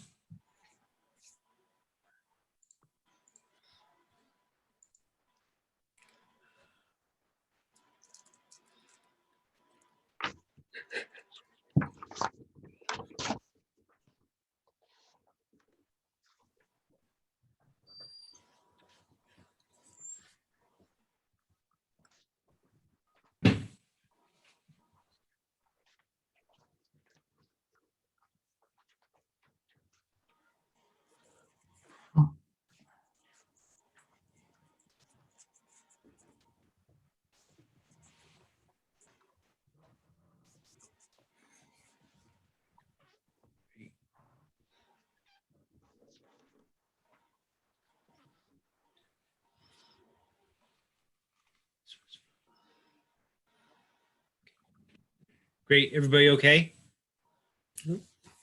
Any suggested edits? I'm Anything? good. Look good from here. I'm good. I'm good. Okay, thank you. So everybody that was there is here, right? Pete Sargent, you were there on the 21st, so you Yeah. can- on this one, and Craig, you were there. So a motion to approve the minutes, if someone would. I'll make a motion to approve minutes as written. Thank you. And seconded, anybody? I'll second it. And seconded. Thank you very much. Any more discussion? Okay, all those in favor, George, Yes. Craig, Yes. Rich, Yes, Pete, Yes. and I say yes, so 5 in favor, none opposed. Motion passes, the minutes are accepted. And Julie and actually Anthony, thank you for doing those. So that's that. On to the last bit of business. Any town business we need to consider tonight? Gary, anything for us? Yeah, I do. I'm actually looking for the planning board's opinion on something. Okay, Across from the Belgrade Town Office, Roger Batchelor owns that garage. yes. I've probably had 6 people in the last 6 months contact me and they wanted to do either a body shop or an auto repair business. And my response was, I don't believe you can because it's not 300 feet from your neighbor's well. But now I have a gentleman who has a very small used car dealership. He says in his email to me, there'll never be more than 10 cars at any one time.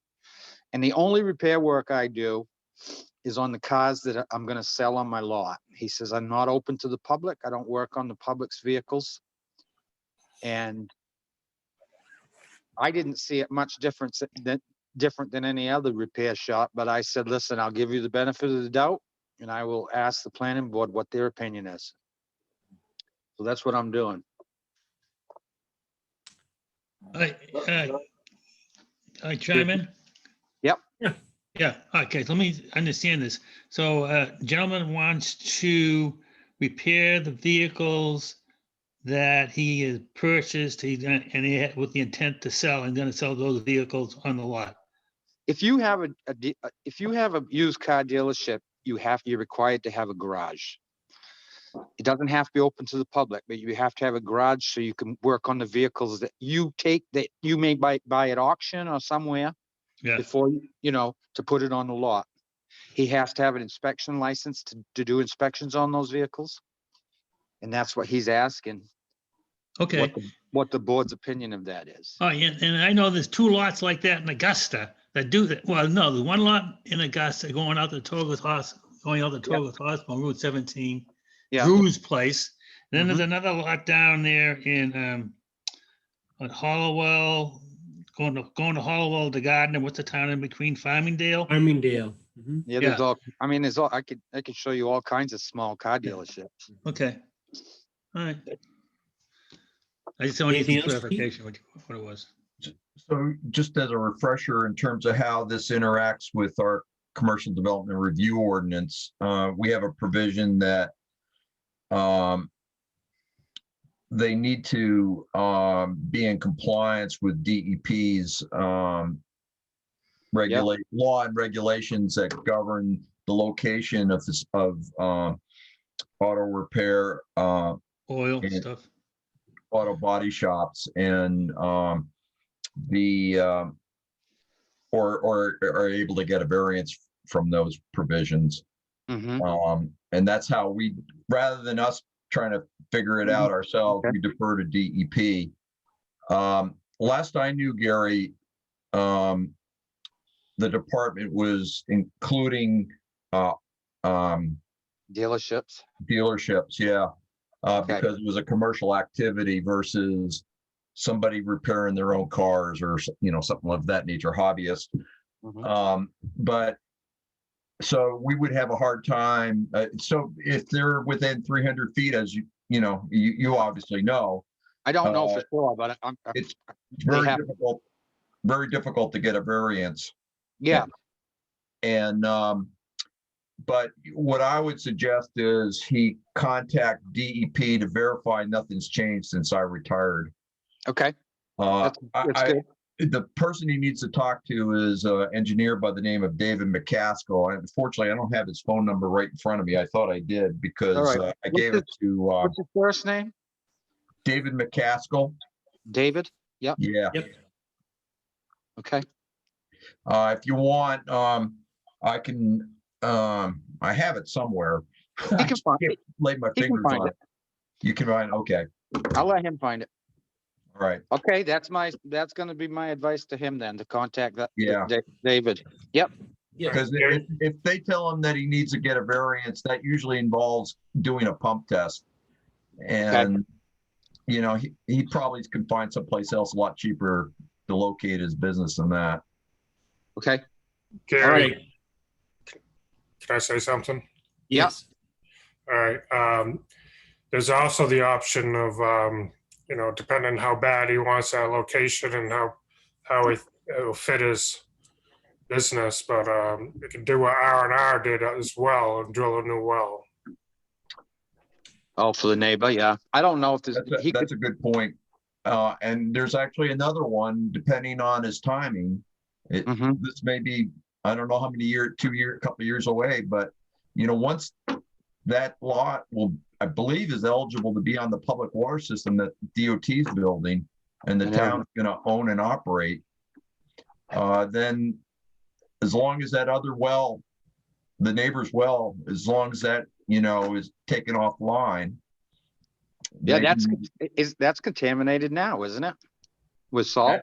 that well, Yeah, I believe so with salt, yeah, I thought so. but and he should probably bring that up to DEP. I don't Yeah. think it makes a difference, but Do you know what the time frame is for the public water supply? but yeah, if it's on public water supply, then the private well doesn't count. I know, but what kind of time frame are we talking about? Well, I don't know exactly. No, you might ask that question of Anthony, but I don't think he knows either. okay. Well, I happen to notice though in the newspaper that an explanation of the bond package that DOT's requesting, they got $2 million in there to build this water system. So that would be approved by the voters next November and would only be available thereafter. Yeah, So we're talking 2022 at the earliest. yeah, okay, all right. Okay, thank But you for your input. Craig makes a good point. Yep. Yeah. Yep. Excellent. All right. So thanks, Gary. It's a good discussion. Gary, is there any other town business that we should be aware of? I don't think so, not at this point. Okay. Does anybody else have anything to bring up? I do. Mr. Sargent says. Mr. Sargent, please bring up your item. Yes, it's, I'd like to have among the board here, we can have a brief discussion regarding grandfathering in the Belgrade Lakes Village. And considering the fact that the village now is a mix of commercial and residential properties. And in the past, going back, for example, in the 1950s and prior, it was mostly commercial and very little residential. All right. And I'm thinking, you know, over on the west side of the village there near the dam, you have some residential properties there. And let's say one of them sells out, the new owner comes in and wants to put in, let's say, a hair salon business, you know, do that, make it commercial, change it to commercial. And as I said, you know, a lot of those businesses back over there were in commercial anyways, whether they're in a store, you know, in that particular occupation or a boat building or whatever, you know, does grandfathering come into play in a case like that? But going forward, we're going to have a lot of that stuff going on because we're, you know, part of the comprehensive plan is, you know, that's going to, we're encouraging businesses to be down there. All right. So you're going to have a lot of switching over from residential people, you know, they sell them out and to businesses going in there, but they're getting, you know, pushed down into that area. So does grandfathering coming into effect and saying, okay, you had a business before, and now it's going to be coming back to return back into a business? Do they have to go through an application process or what? So, and then my next question is, where do we find grandfathering in the commercial ordinance? Is there a definition or what? So that's my kind of general discussion. I've been trying to think about it. Thinking about it, where in the commercial ordinance did it talk about grandfathering? Well, How are you going to approach it? what I'd say, Peter, to that is if a use has been discontinued, let's say that the house beside Dave's store used to be a commercial business in the 1950s. And then it was converted to a residential home. You don't grandfather something that's been changed that long ago. It can only be like a year. Yeah, and where do you find that in the ordinance? I don't. What you just said. Well, in the shoreline zoning ordinance, it says a year. And it's in the shoreline. That's in the shoreline zoning ordinance? Yeah. Yes. Whereabouts, what paragraph, et cetera, and all that? I don't have it in front of me, Peter. I can't tell you. I've been looking for it and I can't find it. I know it's there. It's there. I don't have it right in front of me either. Okay, all right. For the village, and I'm not talking about the commercial development review ordinance, but in the shoreline zone, that village district is limited commercial. So a hair salon would be an approved, it wouldn't be non-conforming use. It would be a legal use. So it doesn't matter whether it's a house or a salon or a small store or something that would be allowed. That's okay. All right, and then the other question is once you get outside of shoreline zoning, and there are parts in the village that are outside of shoreline zoning, but they're still in the village, in this zoning area we have. It's in commercial. Where's the talk about grandfathering in commercial ordinance we have? I don't know that there's any specific language, Pete, but I mean, it's a general principle of law that if it's something that existed prior to the date that the ordinance becomes effective, in this case, in that case of that ordinance, it's some date in 2001. So if there was a commercial enterprise in operating, the year prior to that, it would be grandfathered. Now, my understanding is similar to Gary's, that once a use has been discontinued, then that's it. It loses its grandfathered status. Okay, and I think going forward, this board needs to nail down you mentioned 2001, and we think, what we're saying, are we talking about case law? We're talking statute law. I think this board needs to find out going forward and using our attorney to do the research and get it all written down for us, because going forward, these kind of questions are going to come up, and we can't really, say, well, we think this and that, and all that. So, that's why I wanted to bring it up. So I have a question. Go ahead.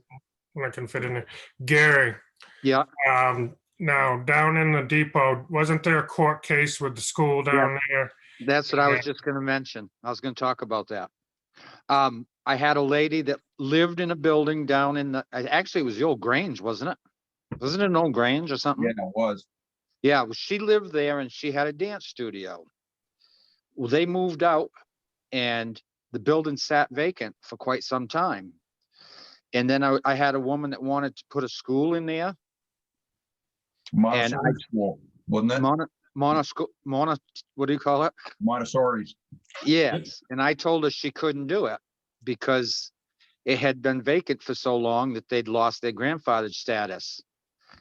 If I recall, we went to court. This was years ago. We went to court and the judge determined that just because the dance studio moved out and the building sat vacant, you can't consider that a change of use because they never got a permit to convert it to say residential or change it from the dance studio to something else. Just because it sat vacant, it didn't lose its grandfathered status. And that's just being vacant, so that's not a change, that's not, The judge said it was only a change of use if you issued a permit for them to change the use from the dance studio to something else, which we never did. It just sat vacant. yeah, so, but if it went from so if that dance studio would have went to a residence, then Then it that would would be- have been a different story. Yes, it would. Yep. Okay. Yes. I remember that case. Yep. You. Okay. I don't know. I don't know if that answered that probably didn't answer any of Peter's questions, but Well, it doesn't really validate what, what you're asking. yeah, what we need the more concrete, we need you're talking statute law and case law, okay? The judge and all that, that's case law. Then they got statute law, and you gotta have in the shoreline zoning, it's supposedly it's in there someplace. I don't know where you can find it. I couldn't find it. And then the commercial ordinance, I couldn't find it in there. So, just letting you know that these things we gotta become aware of, and we gotta dot our i's and cross the t's. May as well start thinking about doing it now.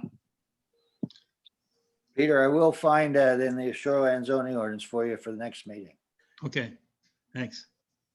Great. And the commercial review ordinance is pretty clear that if you convert, say, a residential home to whatever, a retail space, it requires planning board approval.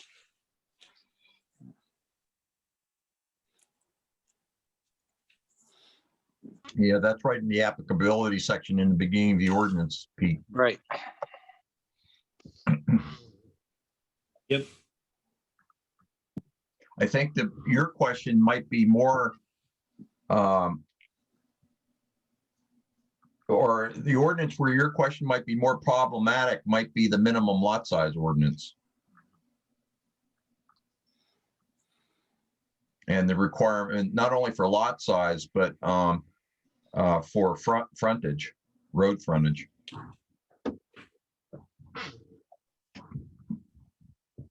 Yep. Okay. Yeah, so do you think, is it worthwhile that we get I guess just to pose a question to our town attorney at some point through Anthony about, I think so, because, in the world of business, grandfathering comes up all the time, and you go, I know outside of Maine, out in the West Coast, down in Louisiana, we had grandfathering clauses in the code. So, we don't have it here. So, okay. Something to think about. Yeah, it is. It's a good thing to think about. Yeah, we should bring it up. Gary, is that something you could bring to Anthony? Yeah, I can. All right, thank you very much. Yeah. Not that we need an answer like next week or something, but just to put it on the radar. Because every ordinance you look at, you can't grandfather something that's hasn't been there. Well, you know what I'm saying? Yeah, but people get very creative. Applicants get very creative and especially when they're going, especially the commercial guys, when they buy a piece of property and they want to do something, they got deep pockets. They go get the lawyers and they come in prepared. So I just, Right now, between the commercial ordinance, the shoreline ordinance, and the minimum lot size ordinance, the village is pretty much tied up. There's really nothing that's going to go in there unless it's already existing. So it's not promoting, between the three ordinances, it's not promoting business growth in the village. It's doing quite the opposite. So there's not going to be anything down there anyways, unless it's already there. Well, I don't know. I thought that the comprehensive plan was kind of. Well, that's the comprehensive plan, but these three ordinances are contradicting the comprehensive plan. I would say I'm not sure that the shoreline zoning ordinance is prohibiting Yeah. commercialization because it's those, I mean, you can't put industrial facilities there, but certainly if somebody wanted to sell their house and put in a commercial use, that can be done. I think, And, go ahead. no, well, I was just gonna say, I partially agree with Craig. I think the minimum lot size standards and road frontage requirements in the minimum lot size ordinance, and maybe even in the shoreland zoning, does have sort of a chilling effect on what can be developed down there, like, you know, what Adam had brought before us. That's what I was gonna bring up. The shoreline zoning came in effect there, along with the minimum lot size. Well, the minimum lot size, you know, that originates shortly after the glaciers receded. I mean, it's been around forever. It Well, has shouldn't been that- around for a while. Shouldn't that be changed in the village district? Because, I mean, the town voted on business growth. And right now we're restricting it. We're doing just the opposite. But then something else, like in the subdivision ordinance, you know, we go back to the comprehensive plan and we want to use the comprehensive plan on about how much development can happen in Belgrade.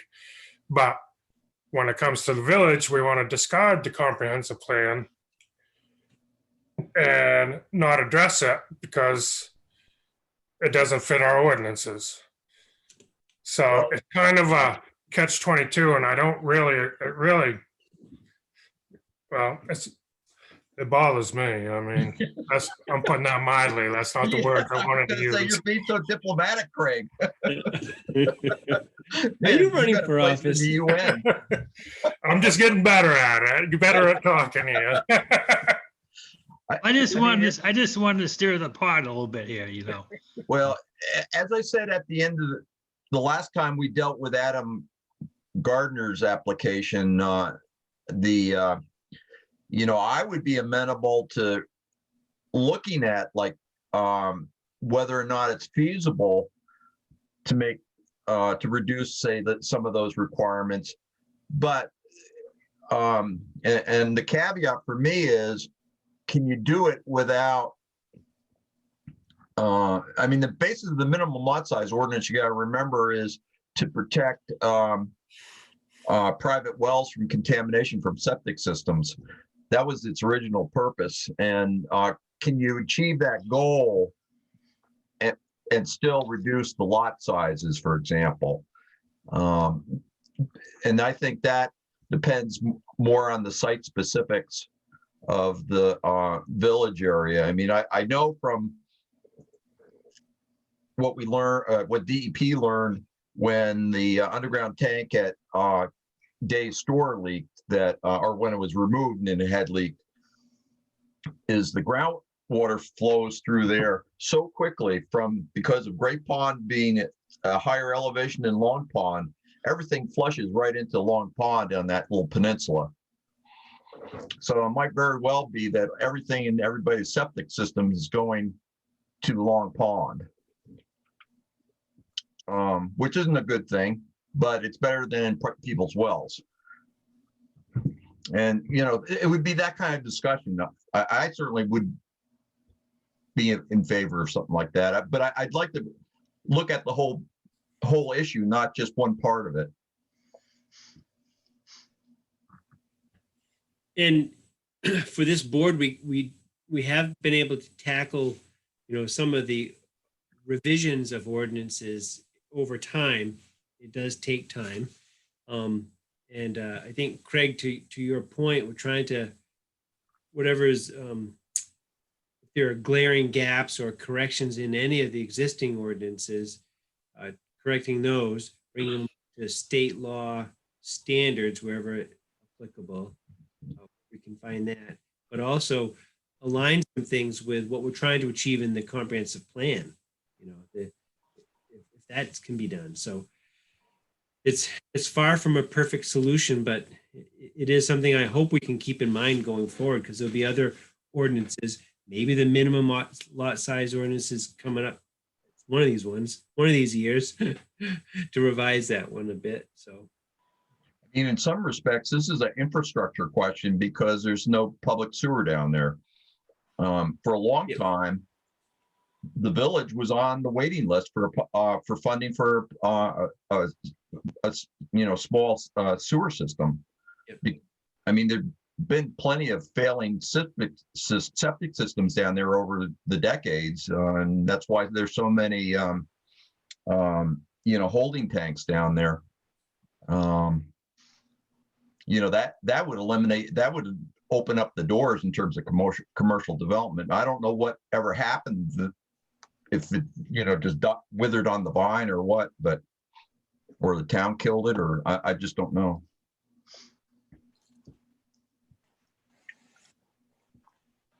okay. Any more discussion tonight? I got one thing. Go ahead, Rich. I'll try to make it brief, but I know we want complete applications, and we're getting tired of not seeing complete applications. But I guess I'd ask the question of what is the difference? Tonight's application with the Stacy, whatever the name, Thompson. Thomas. Anyway, on that vegetation issue. What's the difference between that in the shoreline zone and some of the other things that we say not applicable in the commercial review ordinance or whatever? That I guess I just wonder why I didn't push it. I knew I was against. My thought was not supported by the majority of the planning board, but when they're putting a dorm in, and it doesn't matter what the vegetation looks like on the lot, why would not applicable be allowable? And I do, like I said, I do know that we want complete applications, and if we start saying we're not going to, this is not applicable, then somebody else is going to put something else in, and it's would generate people coming back because their application isn't complete. But I guess I just wondered what planning board's thoughts are on the general concept of why can't you have something not applicable in the shoreline zone permit application? Yeah, that's a fair question. I guess for me, and maybe this is not a good answer, but for me, I was thinking that it's good to have a complete application and have a value, not have NA, because it's for any time there's going to ever be a review of an application by anybody, whether it's a lawyer or the media or another citizen, they could at least say, well, this has been filled out completely. So there is that aspect. It's a kind of level of thoroughness that I would expect. Again, not that I had any problem with this idea, because I think it's a no-brainer. What they were proposing to do was not having any impact on vegetated part. Yeah. A matter of that's the same thing as someone were building a shed, and we've got the requirement for what the septic system is. And it's like, that what the septic system is has nothing to do with whether their shed is going to get permitted. So anyway. Yeah, good point. No, I agree with you. I mean, there's sometimes it's just not applicable, whether it's in a commercial ordinance, shoreline ordinance, or anything else. It has nothing to do with it. And it's just, but, I see both sides. I'm getting better at it. Yeah. I was just thinking of instead of saying not applicable, we could say irrelevant. Same thing. I think, part of it the issue has to do really with the fact that we're meeting remotely. if we weren't meeting remotely, we would have the applicant fill in that blank. They would initial it. But Yeah. that is not an option now. That's right. I mean, this is really a discussion we should have with Mac here, because he's really been the leading advocate for having a complete application. I initially was of the opinion, I guess, much like you, Rich, that, well, if it was a piece of information that we really didn't need to make a decision, what's the harm? But we've done it enough times that his argument that we should be consistent resonated with me. And then there is, I hadn't thought about it in the context that Peter had of, well, what, if another applicant looks at the application and sees that part of it's incomplete, what are they going to say or think? And so,